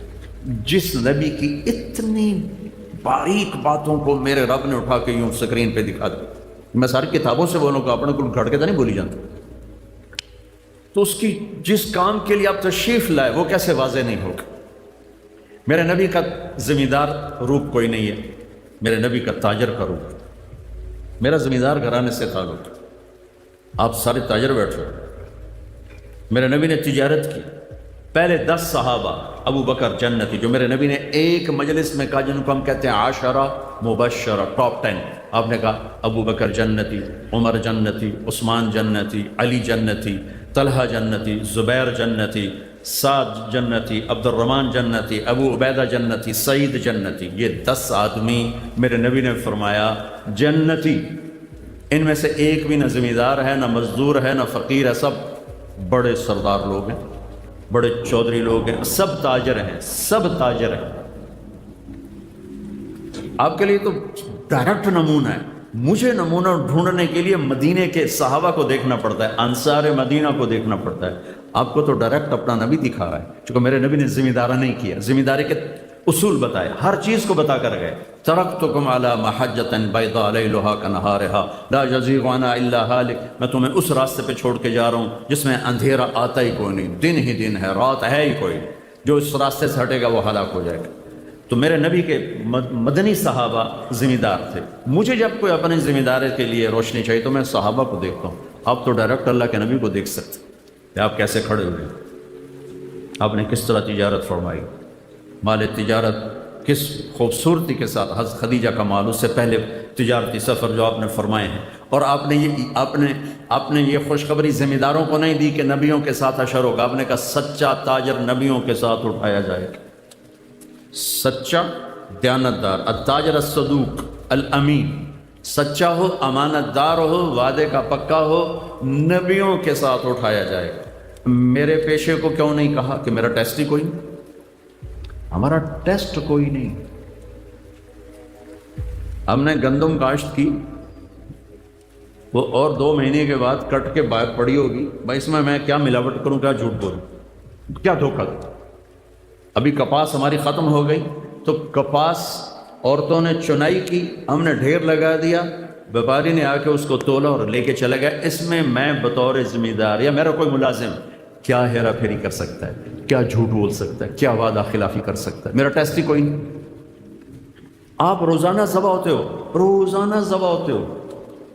ایک بڑا تاجر ہے لاہور کا، تو وہ کچھ دن ہمارے ساتھ رہا تو داڑھی رکھ لی، بیچ میں 6 مہینے ملاقات نہ ہوئی تو میں نے دیکھا پھر اس نے شیو کیا ہوا، میں کہا ایک ہی کیتا ہی، وہ جی روزانہ جھوٹ بولنا بندہ، پھر میں شیو کرا چھوڑا، میں کہا ہوں جھوٹ حلال ہو گیا، داڑھی رکھے ہیں حرام، تے شیو کرا کے حلال لد بندہ ہن تو دو گناہ شروع کر دیتے. پہلے ایک گناہ تو تیرا ختم ہو گیا تھا کہ تو نے شیو کرانا چھوڑ دیا, اب تو نے پھر دو شروع کر دیے, شیو بھی کراتا ہے جھوٹ بھی بولتا, اس نے پھر رکھ لی, ہن ماشاءاللہ پکی داڑھی. آپ کا ٹیسٹ ہے, میرا ٹیسٹ کوئی نہیں, میری روز کی ڈیلنگ کوئی نہیں. میں نے آج کاشت کی ہے 6 ماہ بعد اس کا رزلٹ آنے والا ہے. آپ ڈے ٹو ڈے سودے کرتے ہیں, ڈے ٹو ڈے پیمنٹ ہے, لینا ہے دینا ہے, خریدنا ہے بیچنا ہے. زمیندار کا ایسا کوئی چکر نہیں ہے, لینے دینے کا کوئی چکر. اور جو باغات والے ہیں ان کا تو سال میں ایک ہے, سارا سرگودا باغ ہے ان کے یہاں. ہماری طرح فصلیں کوئی نہیں, کپاس اور یہ گندم چاول آلو کوئی نہیں, کنو ہے. سال میں ایک دفعہ ٹیسٹ ہے ان کا, ایک دفعہ کہ سودا صحیح طرح کرو, پھر اس سودا کو نبھا لو, مکرنا جاؤ کوئی اور پیسے لاوے تو انہوں کٹ چھوڑو, یہ نہ کرو. لیکن آپ تو روزانہ ذبح ہوتے ہو, تو اللہ نے کہا تو ذبح ہونے کے لیے تیار ہو جا, میں ضمانت دیتا ہوں نبیوں کے ساتھ تیرا حشر کرا دوں گا. نبیوں کے ساتھ کتنے بڑے وی آئی پی ہو, چناب کلب کا ممبر بن جائے تو آپ کہتے بڑا آنر ہے بھائی چناب کلب کا ممبر بن گئے.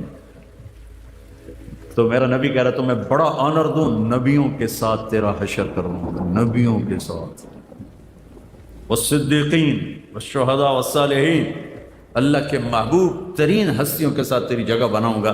تو سچ اور دیانتداری کے ساتھ یہ فیصلہ باد کی تجارت کو کر کے دکھاتے. تو میرے نبی تو تاجر کے روپ میں نظر آتے ہو. بڑے 10 صحابہ سب تاجر ہیں. ابوبکر صدیق رضی اللہ عنہ خلیفہ بنے اور اگلے دن چادریں کپڑے کی چادریں موڑے پر کپڑے کا کام کرتے تھے. آپ میں سے بہت سے لوگ کپڑے کا کام کرتے تھے اور بازار چلے. حضرت عمر رضی اللہ عنہ نے روک لیا, کدھر جا رہے ہو؟ کہا میں اپنے کام پہ جا رہا ہوں. کہا تو یہ حکومت کون سنبھالے؟ کہا تو میں بچوں کو روٹی کہاں سے کھلاؤں. سبحان اللہ.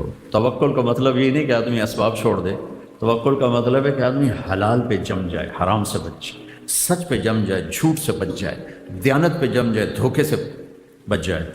تو حضرت عمر کہنے لگے نہیں اب تو نہیں کر سکتا ہے سارا کام ہے, چلو میرے ساتھ واپس آؤ. ان کو واپس لائے, ان بڑے صحابہ کو بلا کے مشورہ ہوا تو ان کا ایک وظیفہ مقرر کیا گیا جو ماہانہ ان کو ملنے لگا. پھر جب وہ انتقال فرما گئے تو حضرت عمر خلیفہ بنے تو انہوں نے سارے صحابہ کو جمع کر کے فرمایا کہ دیکھو بھائی, میں خلیفہ بننے سے پہلے تجارت کرتا تھا. انہوں نے کہا میں تاجر تھا, میں تجارت کرتا تھا تو میرا گھر چلتا تھا. اب حکومت کے ساتھ میں تجارت کو چلا نہیں سکتا, میرا وظیفہ مقرر کرو. تو ان کا وظیفہ مقرر کیے گئے. حضرت عثمان رضی اللہ تعالیٰ عنہ اتنے بڑے تاجر تھے کہ تیونس کا مال غنیمت آیا جس پر رومن امپائر تھی, اور رومن امپائر کا بہت بڑا یہ خوبصورت صوبہ تھا اور بہت مضبوط مالدار صوبہ تھا. اس کا مال غنیمت آیا جو 1000 برس کے خزانے تھے, حضرت عثمان نے ذاتی پیسوں سے خرید لیے. حضرت علی رضی اللہ تعالیٰ عنہ نے فرمایا کہ میری 48,000 دینار زکوٰۃ نکلتی ہے. 48,000 دینار, ایک دینار ہوتا ہے 4.5 ماشے کا سونے کا. حساب سے بلا کے دیکھو کتنے اربوں روپے جو کی زکوٰۃ بن جاتی, کروڑوں روپے میں ان کی زکوٰۃ بن جاتی. تو 4 تو بڑے تاجر بھی تھے اور بڑے حکمران بھی بنے, گورنر بھی بنے. تو آپ کے لیے تو بہت خوبصورت نمونہ ہے, خود میرے نبی نمونہ ہے. عبداللہ بن ابی الحمصا, یہ آپ کا نام کیا ہے؟ سکندر بھائی نے ایک بات کی کہ آپ تاجروں سے بات کریں تو آپ وعدے کی بات ضرور کریں کہ وعدہ خلافی بہت ہوتی ہے اور وہ میں کر دوں گا, لیکن آپ پہلے ادھار ختم کرو, اپنے وعدے پورے ہو جائیں. ادھار ہے تو وعدے پورے نہیں ہو سکتے. چاہے تھے آگے تو انہوں جو نیت بدادے بھی واز کریں تو کھڑا گل ٹھیک ہے, ہو نہیں سکتی. میں صاف کہہ رہا ہوں. عبداللہ بن ابی الحمصاس مکے کی بات ہے. تو معاملہ ہوا, انہوں نے کہا آپ ٹھہرے, میں ابھی آتا ہوں. وہ گیا ہے اور بھول گئے. 3 دن کے بعد گزر ہوا تو وہیں کھڑے تھے. کہا میرے دوست لقد ابتنی, تو نے مجھے تھکا دیا. لقد اتعبتنی. 3 دن وہیں کھڑے رہے کہ میں نے کہہ دیا ہے کہ ٹھیک ہے تو آ جا, میں کھڑا ہوں, اور وہ بھول گیا. 72 گھنٹے کے بعد ہوا تو میرے نبی وہیں موجود تھے. میرے نبی تو وعدے کی ایسے پاسداری کر کے گئے. میرے اللہ نے ایمان والوں کی صفات بیان کی قرآن میں. پہلی صفت کیا ہے؟ الذین یوفون بعہد اللہ, جو اللہ سے کیے ہوئے وعدے نبھاتے ہیں. ولا ینقضون المیثاق, جو لوگوں سے کیے ہوئے عہد و پیمان بھی نبھاتے ہیں, نہیں توڑتے. تو اللہ نے پہلی 2 صفتیں اسی کی بیان کی ہیں. ایک اللہ سے کیا وعدہ بھی پورا کرتے ہیں, تیری مانوں گا, اور اللہ کے بندوں سے کیے وعدے بھی پورے کرتے ہیں, وعدہ خلافی نہیں کرتے ہیں. لیکن آپ کا بازار جس طرز پہ جا رہا ہے اس پہ یہ بات نہیں ہو سکتی. کریں گے لوگ، کریں گے، یعنی میں نہیں کہتا کہ ہے نہیں، لوگ ہیں، اللہ کا فضل ہے، لوگ ہیں لاکھوں میں ایک. لیکن اگر نیچرل طریقے پر تجارت آ جائے تو سب کریں. پھر جھوٹ بولنے والے کم ہو جائیں گے، دھوکہ دینے والے کم ہو جائیں گے، فراڈ کرنے والے کم ہو جائیں گے. سارے بازار کا رخ فراڈ کا ہے. لہٰذا اچھے خاصے نیت والے کی نیت خراب ہو جاتی ہے. ہمارا ایک دوست نہیں، مجھ سے سینئر تھا ہاسٹل میں، رشید نام تھا، بہت پڑھتا تھا. تو میں اس کے کمرے میں گیا تو ایڈی ساری تعلیل آئی ہوئی، ایڈی ساری کوئی میرا خیال 54-58 لوگ ہوگا. میں کہا رشید ہے اے تالا کہڑے کم دا آندا یہ شریف آدمی واسطے لایا کہ وہ نیت نہ خراب ہو جاوے. چور تو وڈا بھی تروڑ لینا تو چھوٹا بھی تروڑ لینا. یہ شریف بندے واسطے لایا وہ نیت نہ خراب ہو جائے. تو جب بازار غلط ہوتا ہے تو شریف آدمی بھی تالے توڑنے بیٹھ جاتا ہے. تو پہلے آپ بڑے تاجر بیٹھے ہو، کوئی اس کو لاؤ، اپنی تجارت کو اپنے نبی کے طریقے پر لاؤ. دنیا بھی آپ کی بنے گی، آخرت بھی آپ کی بنے گی. ادھار چاہے اسلامی بینک کا ادھار ہو اور چاہے دوسرے بینکوں کا ادھار ہو، ادھار سے بچو. ادھار کوئی راحت نہیں، کوئی راحت نہیں. ٹھیک ہے اسلامی بینکوں کا اب دیکھو کاروبار بڑھانا ہے، اپنے پیسے سے بڑھاؤ، قرضے لے کر کاروبار مت بڑھاؤ. چاہے وہ قرضہ بغیر سود کے ہو، چاہے سود کا ہے تو بالکل ہی کام غلط ہو گیا. اور اگر بغیر سود کے ہے تو بھی قرضہ ہوتا ہے. پھنس گیا ہے ایک آدمی، پھنس گیا ہے، راستہ کوئی نہیں ہے. تو اب ایک شکل نکلی ہے کہ بھی آپ کسی اسلامی خاص طور میزان بینک کے ساتھ آپ کوئی معاملہ کرنا چاہیں تو کم از کم وہ سودی نہیں ہے. انشاءاللہ وہ سودی نہیں. لیکن میں آپ کو کھل کے کہہ رہا ہوں، اپنے کام کو آگے بڑھانے کے لیے آپ کا کام ٹھیک ٹھاک چل رہا ہے، بہترین چل رہا ہے، جو تھوڑا بدھا لگیے، کبھی ادھار نہ لیں. اپنے پیسے سے بڑھا کے چاہے پورے پاکستان میں پھیلا دو. میں کئی ایسی پارٹیوں کو جانتا ہوں 30-40 ارب کا کاروبار کر رہے ہیں، 1 روپیہ کسی بینک کے مقروض نہیں، 1 پیسہ بینک کا نہیں، 1 پیسہ. وہ لین دین میں ایسے کھڑے ہیں، کبھی وعدہ خلاف نہیں. اسی پاکستان میں اللہ نے ایسے لوگوں کو وجود دے دیا. تھوڑا ہمت کرنی پڑتی. تو پھر آپ کی تجارت آپ کے لیے جنت کا ذریعہ ہے. من طلب الدنیا حلالا. ہماری جنت صرف مسجد میں جانے سے نہیں بنتی. آپ کو حدیث سنا رہا ہوں، ہماری جنت صرف مسجد میں نہیں ہے، ہماری جنت چیمبر آف کامرس میں بھی بن رہی، اور ہماری جنت ہمارے آفس میں بن رہی، ہمارے دفتر میں بن رہی، ہمارے 8 بازاروں میں بن رہی، ہماری میلوں فیکٹریوں میں بن رہی. کب؟ من طلب الدنیا حلالا، جس نے دنیا کو کمایا حلال.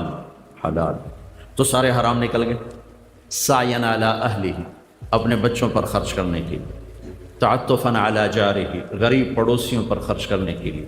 استعفافا عن المسئلہ، تنگ دستی سے بچنے اور سوال سے بچنے کے لیے. جس نے دنیا کو کمایا، لقی اللہ تعالی یوم القیامہ وجہہ مثل القمر لیلۃ البدر، مثل القمر لیلۃ البدر. تو قیامت کے دن وہ اللہ کی بارگاہ میں ایسے اٹھے گا کہ اس کا چہرہ 14ویں رات کے چاند کی طرح چمکتا ہو. حلال دنیا. سعد بن معاذ بیٹھے تھے میرے نبی کی محفل میں، میرے نبی کے سامنے سے ہاتھ آئے تو آپ کی نظر پڑی تو ہاتھ بڑے سخت تھے. مزدور آدمی کھا سکتے ہو. جب آپ نے کہا سعد تیرے ہاتھوں کو کیا ہوا؟ کہ یا رسول اللہ میں مزدور آدمی ہوں، اپنے اس میں کھیتی باڑی کرتا ہوں، تو وہ کسی چلا میرے ہاتھ سخت ہو گئے، تو مجھے دیکھو. آپ نے ان کا ہاتھ پکڑا سب کے سامنے اور سب کو دکھا کیسے بوسہ لیا، اور پھر فرمایا بچوں کو حلال کھلاتے ہوئے جو ہاتھ ایسے ہو جائے گا اس پہ جہنم کی آگ حرام ہو جائے گی. ایک نوجوان کھڑا تھا تو صحابہ نے کہا یا رسول اللہ کیسا خوبصورت جوان ہے، کبھی اللہ کے راستے میں ہوتا، کبھی اللہ کے راستے میں ہوتا. تو آپ نے فرمایا تم نے اللہ کا راستہ بس ایک ہی سمجھ لیا ہے. آپ نے فرمایا اگر یہ اپنے بچوں کو حلال کھلانے کے لیے محنت کر رہا ہے تو یہ اللہ کے راستے میں ہے، اگر یہ بوڑھے والدین کی خدمت کر رہا ہے تو یہ اللہ کے راستے میں ہے، یہ سوال سے بچنے کے لیے اپنا دنیا کما رہا ہے تو یہ اللہ کے راستے میں ہے. ہماری تو ہر چیز میں جنت کا راستہ ہے اگر اس میں ایک سچائی آ جائے، ایک دیانتداری آ جائے. سچ اور دیانت، سچ اور دیانت، سچ اور دیانت. تو جو اجر میں انشاءاللہ اللہ کی رحمت پہ دعویٰ کر کے کہتا ہوں، جو اجر نماز پڑھنے پہ ملے گا، یعنی عبادت پہ جو اجر ملے گا، وہی اجر دکان پہ بیٹھ کر ملے گا اگر آپ کے دفتر، دکان، کاروبار میں سچائی ہے اور دیانتداری. آپ کی 24 گھنٹے نماز ہے، 24 گھنٹے آپ نماز پڑھ رہے ہیں، 24 گھنٹے اپنے بازاروں سے جھوٹ نکال دیں، کھوٹ نکال دیں۔ میرے نبی نے فرمایا میرا امتی ہر گناہ کر سکتا ہے، دو نہیں کر سکتا، ایک جھوٹ نہیں بول سکتا، ایک دھوکہ نہیں دے سکتا۔ اور ایک حدیث سناتا ہوں آپ کو آخر میں۔ آپ وضو فرما رہے تھے، صحابہ وضو کے پانی کو گرنے نہیں دے رہے، لپک لپک کے ہاتھوں میں لے رہے تھے، اور کوئی منہ پہ مر رہا تھا، کوئی سینے پہ، کوئی ایسے بازوؤں پہ۔ آپ نے فرمایا یہ کیا کر رہے ہو؟ کہ یا رسول اللہ حبا للہ ولرسولہ، اللہ اس کے رسول کی محبت میں کر رہے ہیں۔ آپ نے فرمایا سچی محبت بتاؤں تمہیں کیا ہوتی ہے؟ یہ بھی محبت ہے، اس کا انکار نہیں کیا، اس کا انکار نہیں کیا، لیکن فرمایا کہ محبت کا وہ لیول جس پر کام بنیں گے۔ من سرہ ان یحب اللہ ورسولہ او یحبہ اللہ ورسولہ، جو یہ چاہے کہ اللہ اور اس کے رسول اس سے پیار کریں اور یہ اللہ اس کے رسول سے پیار کرے، تو اسے 3 کام کرنے ہوں گے، تب جا کے محبت سرٹیفائی ہوگی۔ اور دعوے تو کتنے لوگ کرتے ہیں؟ تو مہر اس پہ لگے گی جس میں 3 کام ہوں گے، اس پہ محبت کی مہر لگے گی۔ فَلْيَصْدُقِ الْحَدِيثَ إِذَا حَدَّثَ، جب بولے تو سچ بولے، جب بولے تو سچ بولے، جب بولے تو سچ بولے، جھوٹ نہ بولے۔ میرے نبی سے پوچھا گیا یا رسول اللہ مسلمان بزدل ہو سکتا ہے؟ آپ نے کہا بخیل ہو سکتا ہے؟ آپ نے کہا جھوٹ بول سکتا ہے؟ فرمایا نہیں، جھوٹ نہیں بول سکتا، جھوٹ نہ۔ فَلْيُؤَدِّ الْأَمَانَةَ إِذَا تُؤْمِنَ، زندگی میں کبھی کسی کے ساتھ خیانت نہ کرے، خیانت نہ کرے، خیانت نہ کرے، دیانت داری کے ساتھ دیانت۔ اب دیکھتے ہیں ہمارے نبی کی 2 صفتیں کون سی ہائی لائٹ ہوئیں؟ ہمارے نبی کی 2 کون سی صفتیں ہائی لائٹ ہوئیں؟ صادق امین، صادق امین۔ اور یہ کس نے ہائی لائٹ کی؟ کفار مکہ نے۔ صادق امین، صادق۔ میرے استاد صاحب رحمۃ اللہ فرماتے تھے سارے دین کو 2 لفظوں میں بیان کرو تو سچائی اور امانت، اور آگے میں اضافتاً کہتا ہوں سارے کفر کو 2 لفظوں میں بیان کروں تو جھوٹ اور خیانت۔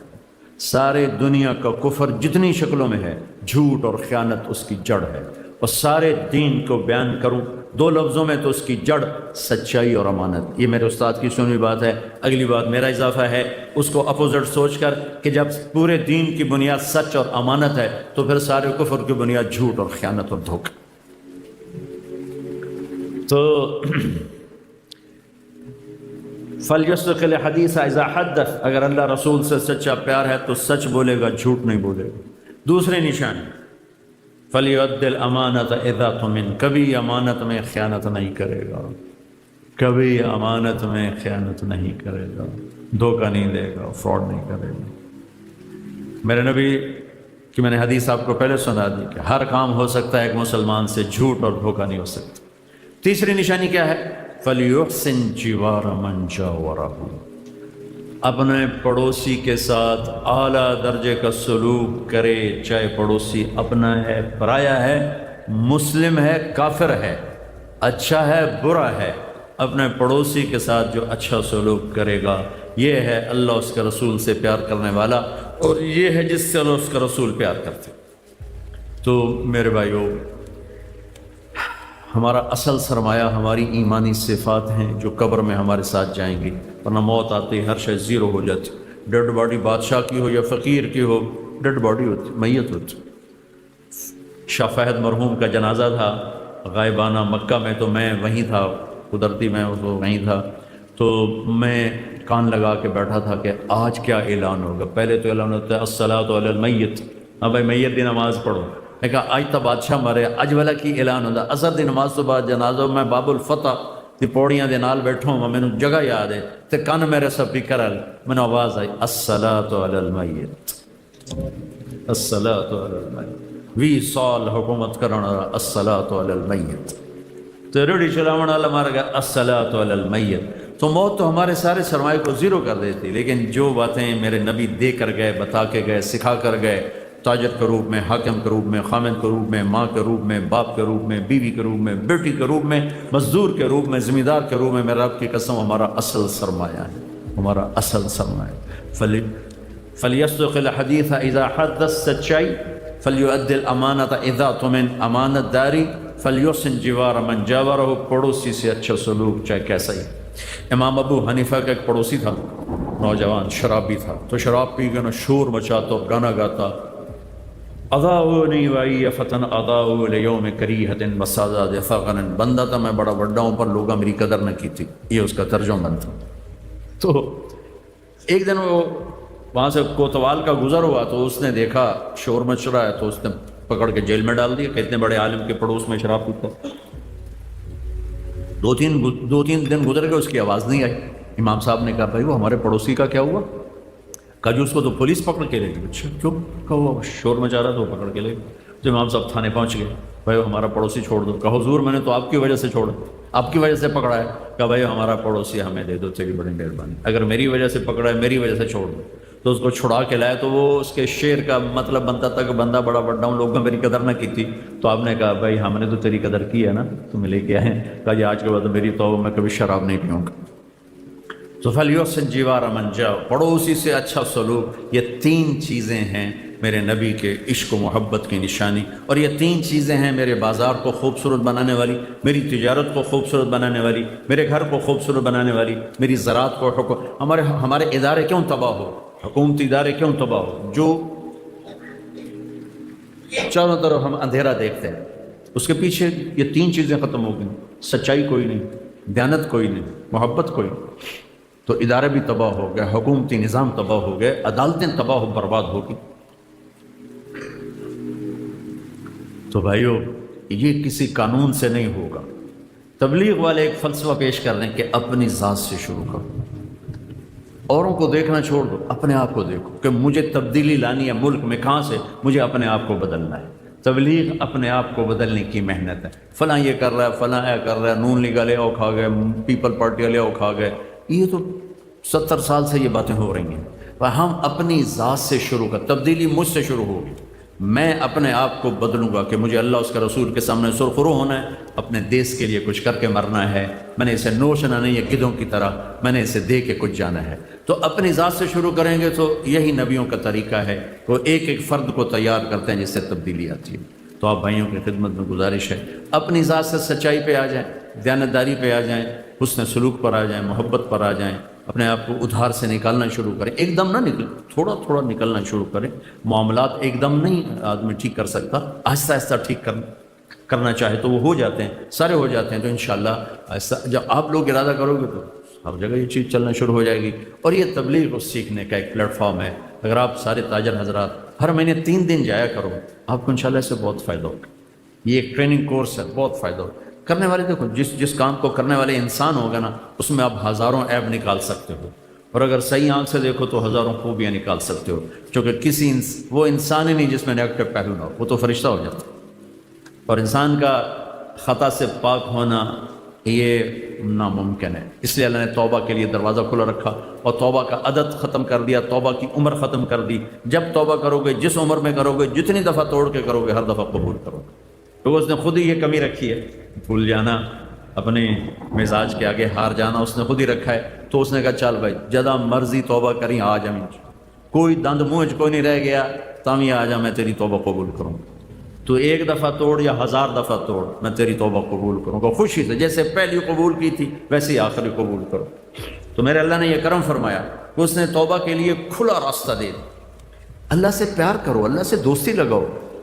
اللہ کا خوف ایمان کا حصہ ہے، پر ایسا ڈر کہ ساڑی تا بخشش ہی کوئی نہیں، یہ شیطان کا چکر ہے۔ اللہ نے جنت بنائی ایمان والوں کے لیے بنائی، اور اس کی رحمت کے در، اس کی مغفرت کے راستے اور اسباب اتنے زبردست ہیں کہ ہم سوچ ہی نہیں سکتے، لیکن چونکہ قانون ہے تو ہم توبہ کریں، تاکہ حسین اور یزید کا فرق تو باقی رہے کہ اگر اللہ آپ پہ بخشش، یہ ہمارے دیہاتوں میں او جی اللہ آپ پہ بخش کے سے، اللہ آپ پہ بخش کے سے، میرا دیہاتی ماحول، میں گل کر میں تھا گا، او میاں صاحب اللہ آپ پہ بخش کے سے، جب مطلب میں کچھ نہیں کرنا، اللہ آپ پہ بخش کے سے۔ اور یہی ہمارے پڑھے لکھوں میں بھی آ گیا، ہو جو اللہ بڑا غفور رحیم ہے، میں ڈرایا نہ کرو۔ میں کب ڈراتا ہوں؟ میں تو سب سے زیادہ امیدیں دلاتا ہوں، لیکن میں شمر اور حسین کا فرق بھی رکھنا چاہتا ہوں کہ آل رسول کا خون اتنا سستا نہیں ہے کہ یوں بہہ جائے، اور اللہ آپ پہ بخش کے سے۔ انہوں نے خون کے نذرانے دے کر بچوں کو نیزوں پہ چڑھا کے ایک تاریخ لکھی ہے، ایک صحرا باندھا ہے، ایک چمن آباد کیا ہے، میں اسے اپنے جھوٹ، سود، شراب، زنا ہر چیز سے گندہ کر کے کہوں اللہ آپ پہ بش کے سی، تو یہ بھی توہین ہے میرے رب کے قانون کی اور میرے نبی کے حسین نواسے کی کہ وہ اپنی نسل کٹا دے اور میں کہوں اللہ آپ پہ بش کے سی۔ تو بھائیوں گزارش ہے اس کے لیے آپ ایک تو آپس میں پیار محبت سے رہنا سیکھو، کوئی آپس میں لڑے بولے ہو تو صلح کرو، صلح صفائی سے رہو، اپنے معاملات کو پیار محبت سے طے کرو۔ دینے اور لینے میں ایک حدیث سنا دیتا ہوں، ابھی یاد آ گئی، جو سکندر صاحب کو دیکھ کے یاد آ گئی۔ ایک شخص پکڑا جائے گا قیامت کے دن تو فرشتے پیش کریں گے یا اللہ اس کے کھاتے میں کوئی نیکی کوئی نہیں، تو اللہ تعالیٰ فرمائیں گے کیوں میرا بندہ کوئی نیکی ہے؟ کہے گا جی کوئی نہیں، ویلا فضل، تو اللہ تعالیٰ تو کریم ہے، کہیں کوئی یاد تک کر، کوئی یاد تک کر، تو وہ سوچتا رہے گا، پھر کہے گا یا اللہ ہوتا ہے کوئی نہیں، میں تاجر تھا، لوگوں کو مال دیتا تھا، جو پیمنٹ دے نہیں سکتا تھا تو میں اسے معاف کر دیتا تھا، اور جو لیٹ کرتا تھا تو میں اسے تنگ نہیں کرتا تھا۔ تو میرے نبی نے فرمایا، تو اللہ تعالیٰ فرمائیں گے میرا بندہ تو نے تو میرے بندوں کو بہت سکھی کیا، چل میں بھی تمہیں سکھی کرتا ہوں، جا بے ٹکٹی جنت جا۔ تو اللہ کے بندوں سے نرمی بہت بڑا عمل ہے، بہت بڑا عمل۔ تو ہم اپنے مزاج کی شدت کو نکالیں، نرم ہوں، نرم ہوں۔ میرے نبی نے فرمایا اگر نرمی کی کوئی شکل ہوتی تو کائنات کی سب سے خوبصورت شکل ہوتی، اور اگر شدت کی سختی کی کوئی شکل ہوتی تو کائنات کی سب سے بدصورت شکل ہوتی۔ نرمی کو اپنے نوکروں کے ساتھ نرم بولو، نرم رویہ رکھو، ڈرائیور ہے، گھر کے نوکر ہیں، گھر کے نوکر، اپنی بیگموں سے کہو، گھر کی بچیوں سے، نوکرانیوں سے نرم رویہ رکھیں، میٹھا بولیں۔ ہمارے جیسے انسان اللہ یوں کر کے وہاں ہمیں کھڑا کر دیتا، انہیں ادھر کھڑا کر دیتا، تو کیوں دیر لگتی، اینے لگتا ہے ایک سیکنڈ۔ تو اگر اللہ نے ہمیں نوکر دیے، ملازم دیے، ان سے پیار کرو، انہیں اپنی اولاد سمجھو، ان کے دکھ میں شریک ہو، ان کی خوشی میں شریک ہو، انہیں ان سے کوئی خطا ہو جائے اپنے آپ کو وہاں کھڑا کرو۔ ہاں تمہارا کام صحیح نہیں کرتا، فارغ کر دینا کوئی عیب نہیں، ڈانٹ ڈپٹ اور ذلیل کرنا عیب ہے، ذلیل نہ کرو۔ ابھی تمہارا کام آپ کو تسلی نہیں، اچھا بھائی آپ کہیں اور کام کر لیں، میرے پاس گنجائش نہیں، یہ کوئی شرن منع نہیں، لیکن کسی کو گالیاں دینا، ماں باپ کی، ماں بہن کی گالی دینا، ذلیل کرنا، مارنا پیٹنا، یہ میرے اللہ کے غصے کو دعوت دینے والی چیز۔ ایسی آپس میں پیار محبت سے رہیں، ہو جائے خطا معاف کر دیا کریں، اللہ ہمیں معاف فرمائیں گے، اللہ معافی کو پسند فرماتا ہے۔ اور کوئی 3 دن کی ایک مستقل ترتیب بن جائے، ہر مہینے 3 دن انشاءاللہ ہم جایا کریں گے۔ میں نے آپ سے 4 مہینے نہیں مانگے، چلا نہیں مانگے، صرف 3 دن کہہ رہا ہوں۔ جو بھائی تیار ہو ذرا کھڑا ہو کے بتا۔ اللهم لك الحمد كما أنت أهله، فصل على محمد كما أنت أهله، وفعل بنا ما أنت أهله، إنك أهل التقوى وأهل المغفرة۔ ربنا آتنا في الدنيا حسنة وفي الآخرة حسنة وقنا عذاب النار۔ ربنا هب لنا من أزواجنا وذرياتنا قرة أعين واجعلنا للمتقين إماما۔ یا اللہ ہماری تجارت میں سچائی کو زندہ فرما دے، جھوٹ کو نکال دے، ہمارے لین دین کاروبار میں دیانتداری کو زندہ فرما دے، دھوکے کو نکال دے، فراڈ کو نکال دے، فریب کو نکال دے، ظلم کو نکال دے، ہیرا پھیری کو نکال دے، ہمارے بازاروں سے، ہماری کمائیوں سے، ہمارے کاروبار سے یا اللہ ظلم و ستم کو نکال دے، ظلم و ستم کو نکال دے، رزق حرام کو نکال دے، سود کو نکال دے۔ یا اللہ اپنے محبوب کے تیرے محبوب نے تجارت کر کے دکھایا، یا اللہ ہمیں وہ تجارت نصیب فرما۔ تو ان کے محبوب صحابہ نے تجارت میں یا اللہ اپنا نام بنایا، اور انہوں نے تیرے دین کو دنیا میں فرمایا، اور تو نے انہیں ذریعہ بنایا، زندہ کرنے والا تو ہے۔ یا اللہ ہمیں وہ تجارت نصیب فرما، ان اخلاق کے ساتھ، ان آداب کے ساتھ۔ یا اللہ ہمیں، ہماری نسلوں کو، ہماری عورتوں کو، ہمارے بڑوں کو، ہمارے چھوٹوں کو یا اللہ اپنے نبی والے اخلاق نصیب فرما، نبی والی زندگی اور وہ خوبصورت کردار نصیب فرما۔